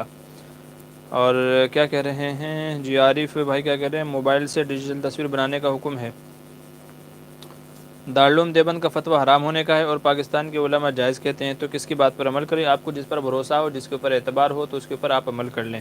دونوں علماء کے فتوے ہیں, تو جنہوں نے فتوے دیے ہیں تو وہ ذمہ دار ہوں گے اس کے. تو جو آپ کے جس کو آپ مانتے ہوں تو اس کی بات پر عمل کر لیجئے. باقی پہلے فتویٰ بھی صحیح سے پڑھ لیجئے کہ فتویٰ کیا ہے, پھر اس کے بعد عمل کیجئے گا. آپ نے بہت مبہم بات لکھی ہے, ایسا نہیں ہے جتنا آپ نے لکھا ہے, ایسا نہیں ہے. کچھ شرائط ہیں, کچھ چیزیں ہیں, اس کے بعد فتوے کی اجازت ہے, تو ان سب پر عمل پہلے ضروری ہے. حضرت ہمارے لیے بتا دیجئے کہ وزن کا کیسے کم ہو؟ جی وزن کم کرنے کے لیے سب سے پہلے کھانے پینے پہ کنٹرول کرنا ضروری ہے. کنٹرول کرنا ضروری ہے کھانے پینے کے اوپر, اور ساتھ میں ایکسرسائز کرنا ضروری ہے. جو آئلی چیزیں ہیں, چکناہٹ والی چیزیں ہیں, تو ان چیزوں سے پرہیز کیا جائے, ساتھ میں ایکسرسائز کیا جائے. آپ تقریباً روزانہ 4-5 کلومیٹر چلنے کا معمول بنا لیجئے. دوڑ سکتے ہیں تو بہت اچھی بات ہے, کوئی ہیوی ورک آؤٹ ہے اس کو اپنا معمول بنا لیجئے انشاءاللہ. تو ان چیزوں سے آپ کا وزن کم ہو جائے گا. اگر بیماری والا وزن نہیں ہے, جیسے تھائرائیڈ ہے تو وہ بیماری والا وزن ہے, وہ کم نہیں ہوتا. تو اگر آپ کا نارملی وزن ہے تو انشاءاللہ یہ چیزیں آپ اپنا لیں گے, کھانے پینے میں کنٹرول, چلنا, ورک آؤٹ کرنا, دوسری چیزیں, تو انشاءاللہ اس سے وزن کم ہو جائے گا. ایسے ہی سوئمنگ کرنا, اس سے بھی وزن کم ہوتا ہے. اور ایسے ہی کوئی غم اگر کسی کو لگ جائے تو غم سے بھی وزن کم ہوتا ہے. ٹھیک ہے, تو ایک بندہ بتا رہا تھا اس کی جو گرل فرینڈ تھی وہ چھوڑ کر کے بھاگ گئی تو 10 کلو اس کا وزن گر گیا. اس کا مطلب یہ نہیں ہے کہ آپ بھی ایسا ہی کریں, پہلے گرل فرینڈ بنائیں پھر اس کو جو ہے کہیں کہ تم مجھے چھوڑ کے بھاگ جائے, ایسا نہیں ہے. بلکہ بتا رہا ہوں کہ آدمی کو کوئی غم ہوتا ہے, کاروبار میں نقصان ہو گیا, ماں باپ گزر گئے, بھائی وغیرہ, کوئی اور غم ہوتا ہے, تو غم میں بھی وزن کم ہوتا ہے. اچھا قد بڑھانے والا, جی وہ میرے ذہن سے نکل جاتا ہے, انشاءاللہ میں بناؤں گا اس کے اوپر ویڈیو. عبدالصمد کہہ رہے ہیں امام کے پیچھے اگر کسی مقتدی نے ایسا عمل کر لیا جس سے سجدہ سہو واجب ہوتا ہے تو اس کا کیا حکم ہے؟ جی جب تک وہ امام کے پیچھے ہے تو اس کے ذمے سجدہ سہو لازم نہیں ہوگا. اگر کوئی ایسا عمل کر بھی لے تو اس کے اوپر سجدہ سہو لازم نہیں ہوگا. ہاں اپنی انفرادی نماز میں یا بقیہ نماز جو کھڑے ہو کر کے پڑھ رہا ہے اس میں ایسا عمل کرتا ہے تو واجب ہوگا. امام کے پیچھے جب تک ہے تب تک کہ لازم نہیں ہوگا. اچھا مفتی صاحب آپ کا نمبر دے دیجئے. جی میرا نمبر لکھ لیجئے 8923896749 8923896749. ہماری جو پرانی ویڈیوز ہیں تو ان میں ہمارا نمبر ہے, تو آپ وہاں سے آپ لے لیجئے, وہاں آپ کو مل جائے گا. حسیب خان, یہ آخری سوال ہے. حسیب خان کہہ رہے ہیں مفتی صاحب کوئی ایسے چھوٹا سا وظیفہ بتا دیں کیا کہہ رہے ہیں حافظے والا جس سے حافظہ تیز ہو جائے. جی سنقرئک فلا تنسیٰ, یہ میرا اپنا معمول ہے, بتا رہا ہوں انشاءاللہ جس کا مجھے فائدہ ہوا ہے. سنقرئک فلا تنسیٰ ہر فرض نماز کے بعد 11 مرتبہ پڑھنے کا معمول بنا لیجئے, انشاءاللہ آپ کی قوت حافظہ تیز ہو جائے گی. سنقرئک فلا تنسیٰ. آپ کس جماعت سے ہیں؟ کیا مفتی نور عالم قاسمی؟ جی میں علماء دیوبند سے میں تعلق رکھتا ہوں, علماء دیوبند سے میرا تعلق ہے, مسلک اہل سنت والجماعت سے میرا تعلق ہے. عارف ملک کہہ رہے ہیں مفتی صاحب میں سمجھ سکتا ہوں آپ کا وقت کتنا قیمتی ہے, جاتے جاتے ایک اچھا سا لطیفہ سناتے جائیں معذرت کے ساتھ میں. اچھا مفتی صاحب کیا تراویح کی 8 رکعات بھی پڑھ سکتے ہیں؟ جی نہیں, تراویح کی 8 رکعات نہیں ہیں. علماء اہل سنت والجماعت کے نزدیک 20 ہی رکعتیں ہیں. حرمین میں آج تک یہی 8 رکعتیں 20 رکعتیں ہوتی ہیں, تو 8 رکعت نہیں ہیں, 20 ہی رکعتیں, تو 20 ہی رکعت پڑھنی چاہیے. 8 رکعت پڑھنے والے آدھی نماز پڑھ کر کے جاتے ہیں, ادھوری نماز پڑھ کے جاتے ہیں, تو صحیح 20 ہی رکعت ہے, جو حضور صلی اللہ علیہ وسلم سے پڑھنا بھی ثابت ہے. بعض ضعیف روایت میں حضرت عمر رضی اللہ عنہ کا یہی عمل ہے, اور تمام صحابہ کا بے اتفاق ہے, تمام صحابہ 8 کے بجائے 20 رکعتیں صحابہ پڑھتے تھے. اسی پر آج تک امت کا تعامل چلا رہا ہے، اور حرمین میں آج تک مکہ مدینہ میں 20 رکعتیں ہوتی ہیں، تو اس لیے سنت 20 رکعتیں ہیں، انہیں کو پڑھنا چاہیے۔ اچھا جی، چلیے کہتے ہیں کہ کوئی اچھا سا لطیفہ اور کوئی اچھا سا لطیفہ سناتے جائیں۔ لطیفہ چلیے سنا دیتا ہوں آج آپ کو ایک لطیفہ۔ کہتے ہیں کہ بیویوں کی ایک عادت یہ ہوتی ہے، آپ نے سن رکھا ہوگا لیکن پھر بھی سنا دیتا ہوں۔ بیویوں کی ایک عادت یہ ہوتی ہے کہ اپنے شوہر میں کوئی بھی خوبی دیکھیں، کوئی بھی اپنے شوہر میں خوبی دیکھیں تو اس کا اقرار نہیں کرتی، بلکہ کہیں نہ کہیں عیب اور نقص نکال لیتی ہیں۔ تو کہتے ہیں کہ ایک بڑے اللہ والے تھے، بڑے بزرگ تھے، تو ان کی بیوی ان کی قدر نہیں کرتی تھی۔ یہ کہتی تھی تم کیا اللہ والے ہو، تمہارے اندر تو کچھ بھی نہیں ہے، تم کو تو کچھ بھی پتہ نہیں ہے۔ تو اس طریقے سے ان کی ناقدری کیا کرتے تھے۔ تو ایک دن انہوں نے کیا کیا کہ ہوا میں اڑ کے وہ اپنے گھر آئے، ہوا میں اڑ کے اپنے گھر آئے۔ تو سب لوگ دیکھ رہے تھے بھائی کوئی اللہ والا ہے جو ہوا میں اڑ رہا ہے۔ اتفاق سے جو ان کی گھر والی تھی اس نے بھی دیکھا، لیکن سمجھ میں نہیں آیا کہ میرے شوہر ہیں۔ تو جب وہ گھر پہ آئے تو بیوی کہنے لگے کہ ارے آج آپ نے دیکھا تم اللہ والے بنے پھرتے ہو، آج میں نے ایک اللہ والے کو اوپر ہوا میں اڑتے ہوئے دیکھا۔ بولے اللہ والے تو اسے کہتے ہیں، بزرگ تو انہیں کہتے ہیں کہ وہ ہوا میں اڑ رہے تھے، تمہارا کیا ہے، تم کہتے ہو میں بھی اللہ والا ہوں، اللہ والا ہوں، تم کچھ کرتے تو ہے نہیں۔ تو وہ کہنے لگے بزرگ کہ وہ ہوا میں جو اڑ رہا تھا نا پگلی، وہ میں ہی تھا۔ تو بیوی کہنے لگی اچھا تبھی ٹیڑھے ٹیڑھے اڑ رہے تھے، تبھی ٹیڑھے ٹیڑھے اڑ رہے تھے۔ آپ نے ایک کہاوت سنی ہوگی نا کہ اچھا تبھی ٹیڑھے ٹیڑھے اڑ رہے تھے۔ تو اصل میں اس کا پس منظر یہ ہے، کہنے کا مطلب یہ ہے کہ بیوی وہ شخصیت ہے کہ جو آپ کی خوبیوں کا کبھی اعتراف نہیں کرتی، کبھی آپ کی خوبیوں کا اعتراف نہیں کرتی، بیوی ہے۔ اچھا ایسے ہی کہتے ہیں کہ ایک شخص جو ہے مسجد میں بیان سن رہا تھا، تو امام صاحب نے کہا کہ بھائی لوگوں آپ کو پتہ ہے کہ وہ عورت کہ میری زندگی کے خوبصورت پل جس کی باہوں میں گزرے، جس کے آغوش میں گزرے، وہ میری بیوی نہیں تھی، وہ میری بیوی نہیں تھی۔ میری زندگی کے خوبصورت لمحے جس عورت کے پاس میں گزرے، جس کی باہوں میں گزرے، تو وہ میری بیوی نہیں تھی۔ تو لوگ سب سکتے میں، حیرت میں، یہ کیا کہہ رہے ہیں، بیوی کے علاوہ اور کون ہے ایسی جس کے پاس میں خوبصورت لمحے گزرے ہوں؟ پھر امام صاحب نے بتایا بطور مذاقیہ کہ بھئی وہ میری ماں تھی، میری والدہ تھی۔ اب انہی میں سے ایک آدمی تھا، کہتے ہیں نا کہ نقل کے لیے بھی عقل چاہیے ہوتی ہے، تو کچھ بے عقل لوگ ہوتے ہیں جو ہر بات کو ہر جگہ چسپاں کر دیتے ہیں۔ تو وہ بندہ اپنے گھر آیا، بیوی کچن میں تھی، کام کر رہی تھی، کھانا وغیرہ بنا رہی تھی، تو بیوی سے آ کر کے کہنے لگا آج بیوی سے مذاق کرتا ہوں۔ تو بیوی کے پاس آ کر کے جو ہے کہنے لگا بیگم تم کو پتہ ہے؟ بولے کیا؟ بولے تم کو پتہ ہے کہ وہ عورت جس کی زندگی میں میرے خوبصورت لمحے گزرے ہیں، جس کی باہوں میں، جس کے آغوش میں، وہ تم نہیں تھی۔ بس اتنا ہی سننا تھا کہ بیوی نے سر میں بیلن مارا، پھر جو ہوش آیا ہے تو وہ 3 دن کے بعد آیا ہے، جو ہوش آیا ہے تو وہ 3 دن کے بعد ہوش آیا ہے۔ تو اس لیے کہتے ہیں کہ بھائی جو ہے کوئی بھی بات کہنے سے پہلے سچویشن دیکھ لینی چاہیے، اور بات کو کریٹیکل کر کے نہیں بتانی چاہیے، بلکہ پہلے سمجھنا چاہیے، اور یہ بھی دیکھنا چاہیے کہ سامنے والا اس کو سمجھتا بھی ہے کہ نہیں، کہیں ایسا نہ ہو کہ اگلا سینٹنس پورا کرنے سے پہلے آپ ہاسپٹل پہنچ جائیں۔ تو اس لیے باتوں کو نقل کرنے کے لیے بھی عقل چاہیے ہوتی ہے۔ تو بہرحال آپ نے گزارش کی تو میرے ذہن میں فی الحال یہی تھا۔ اچھا ہاں، ایک اور لطیفہ اسی سے یاد آیا۔ تو کہتے ہیں کہ ایک مرتبہ امام صاحب نے مسجد میں بیان کیا کہ بھئی جو ہے بیوی ہماری بڑی خیرخواہ ہوتی ہے، ہمدرد ہوتی ہے، ہمارے کپڑے وغیرہ دھوتی ہے، کھانا بناتی ہے، بچوں کی دیکھ ریکھ کرتی ہے، دیکھ بھال کرتے ہیں، تو بیوی کی تعریف کر دیا کریں، اور اسپیشلی وہ کھانے کی ضرور تعریف کر دیا کریں، کھانے کی تعریف ضرور کر دیا کریں، تاکہ وہ جو بیچاری گھنٹوں کچن میں رہتی ہے، کھانا بناتی ہے، گرمی میں، دھوپ میں، اور ایسے ہی دھوئیں وغیرہ میں، تاکہ اس کی محنت اس کو وصول ہو جائے، اس کو اچھا لگے، اس کو خوشی ہو، تو اس کے کھانے کی تعریف کر دیا کریں۔ اب مجمع میں ایک شخص ایسا تھا کہ جس نے کبھی زندگی میں اپنی بیوی کے کھانے کی تعریف نہیں کی تھی، تو امام صاحب کا بیان سن کر کے بڑا متاثر ہوا، کہنے لگا یار آج تو گھر جا کے بیوی کی تعریف کروں گا کھانے کی۔ تو اتفاق سے گھر میں دال بنی ہوئی تھی۔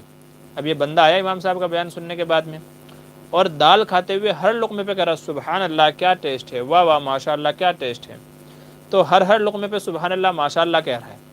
اب جب بیوی کی قوت برداشت جواب دے گئی تو گھر میں سے، کچن میں سے بیلن لے کر کے آئی اور سر میں مارا کھینچ کر کے، کہنے لگے روزانہ میں تمہیں جو ہے چکن بنا کے دیتی ہوں، سالن بنا کے دیتی ہوں، پلاؤ بنا کے دیتی ہوں، اچھے اچھے کھانے بنا کے دیتی ہوں، کبھی تعریف نہیں کرتی، آج پڑوسن کے یہاں سے دال آ گئی ہے تو تم تعریف کر رہے ہو۔